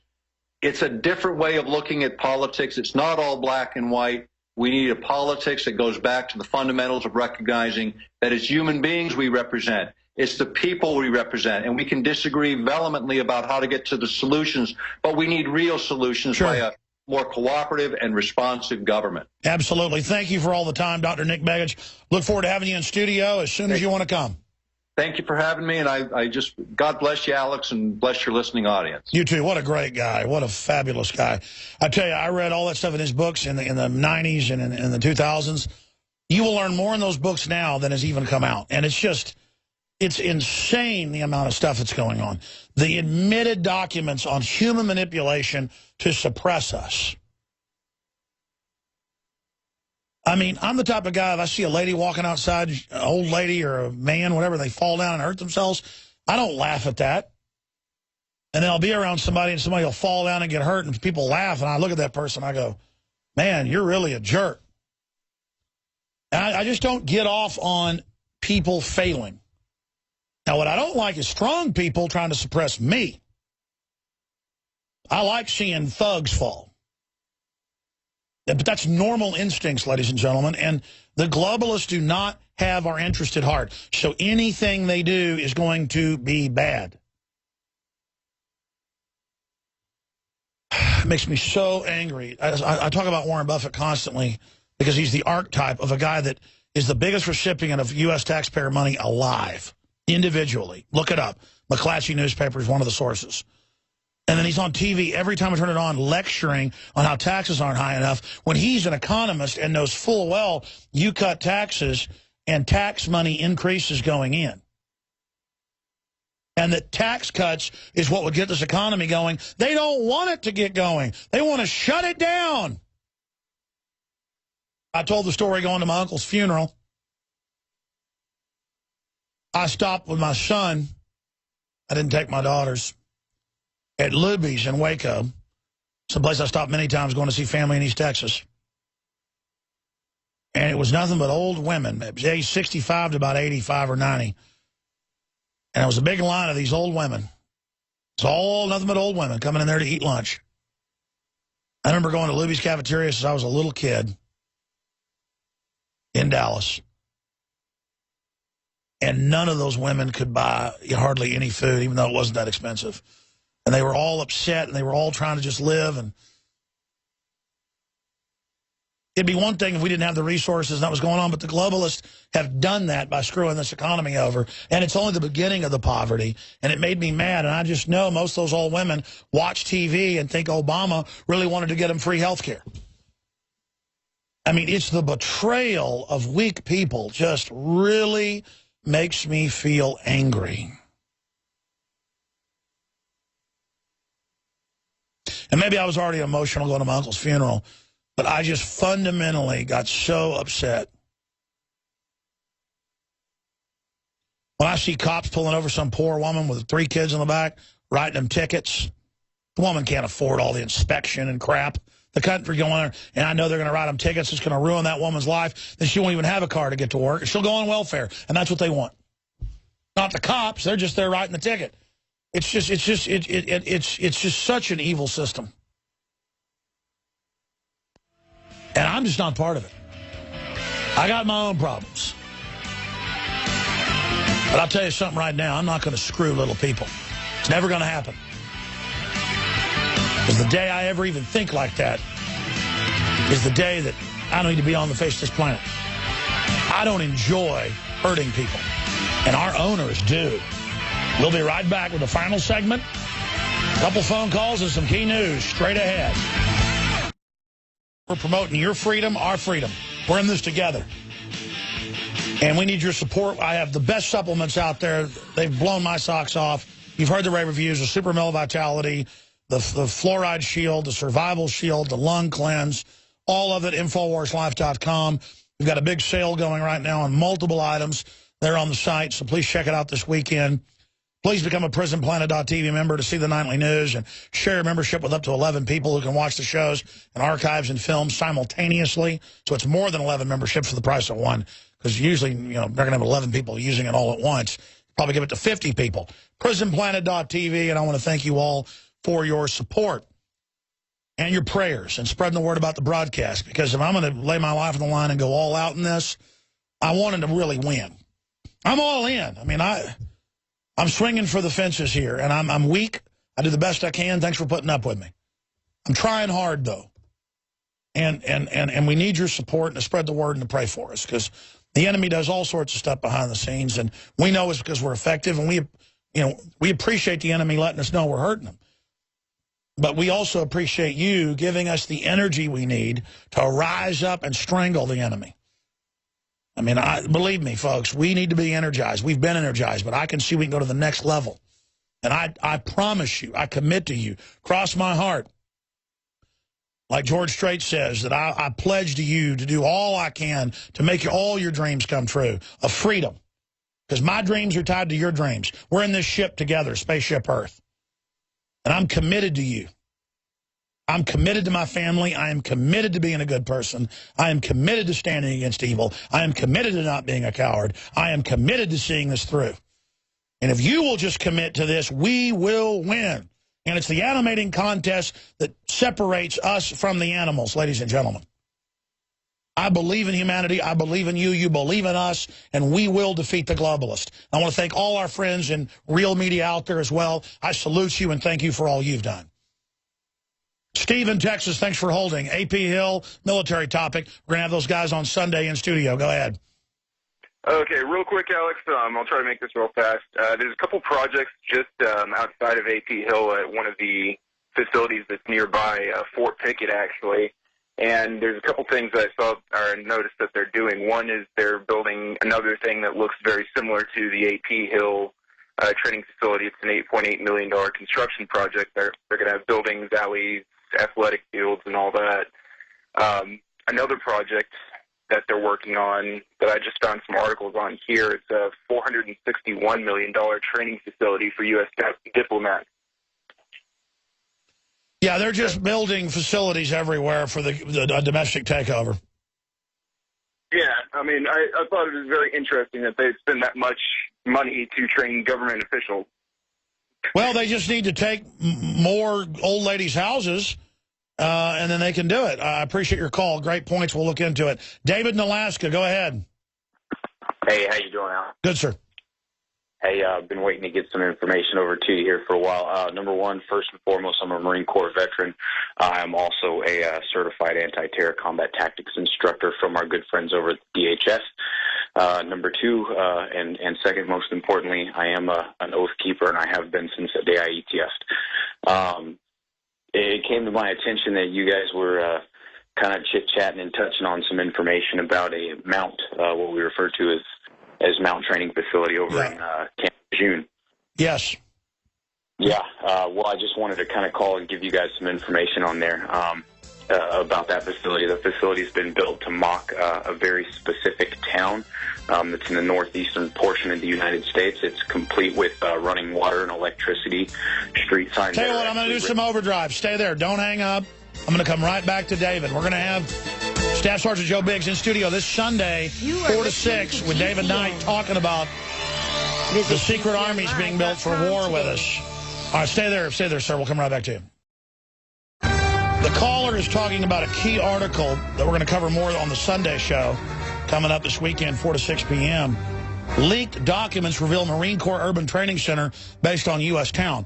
They admit they're training for taking over the U.S., Northcom, the Army, the Marines, with the soldiers and Marines, but then they don't want us to be at these camps and training facilities. Well, I've shot video when they did this in major cities like Oakland and San Francisco before, and then Hebron, Maryland, small towns. What particular town is this base modeled after? We've got a lot of this a restricted document here in the article, but go ahead and tell us. Well, I can't really say too much information on because I have a 946-page document that's sitting inside of my house right now that kind of details a lot of this.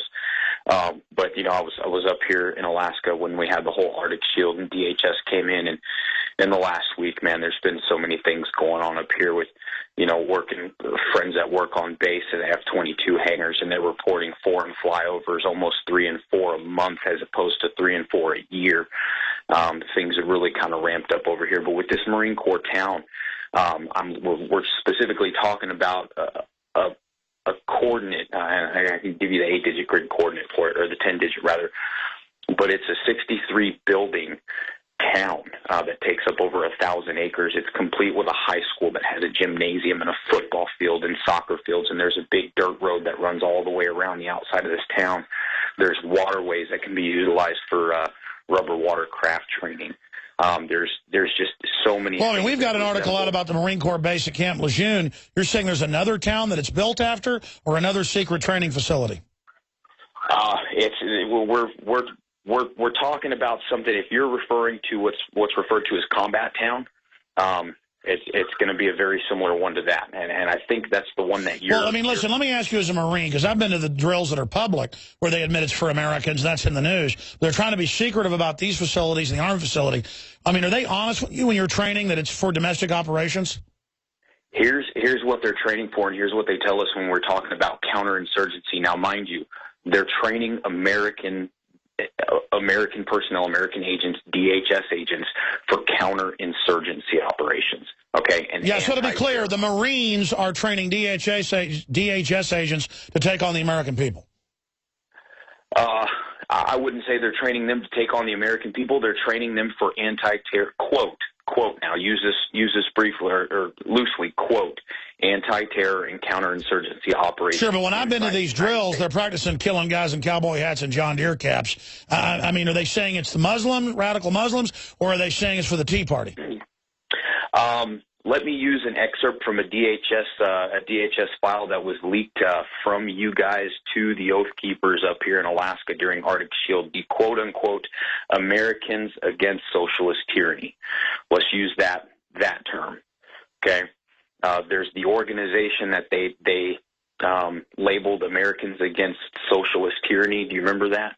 Yes, I remember that document. And again, no, I know they're training to take on people that don't want to go along with the end of America. But yeah. But this whole facility here, is very, very closely stylized after a specific town that within the last 2 years had a pretty major incident inside of this town. And like I said, I'm not going to say this word because there's a couple of things you just don't want to say over the phone and kind of catch a computer's keyword. But there's a very specific. Believe me, buddy, they're recording this. Anyways, no, I hear you. Look, this is all going on. We got 30 seconds left. Let me ask you this. Are the Marines doing this training? Are they clicking to what's going on? We're definitely, our eyebrows are going up, and we're looking side to side like this can't be happening right now. Well, look, it's foreign collaborators took over. So we've got to be honest about how bad it is. It's like going to the doctor and you learn you got brain cancer. I mean, we are screwed, but not as screwed if we wake up and say no. God bless you. Everybody needs to speak out, folks, or it's over. We got to admit that it's a foreign enemy. See you back this Sunday. Sorry to other callers. Great job, crew.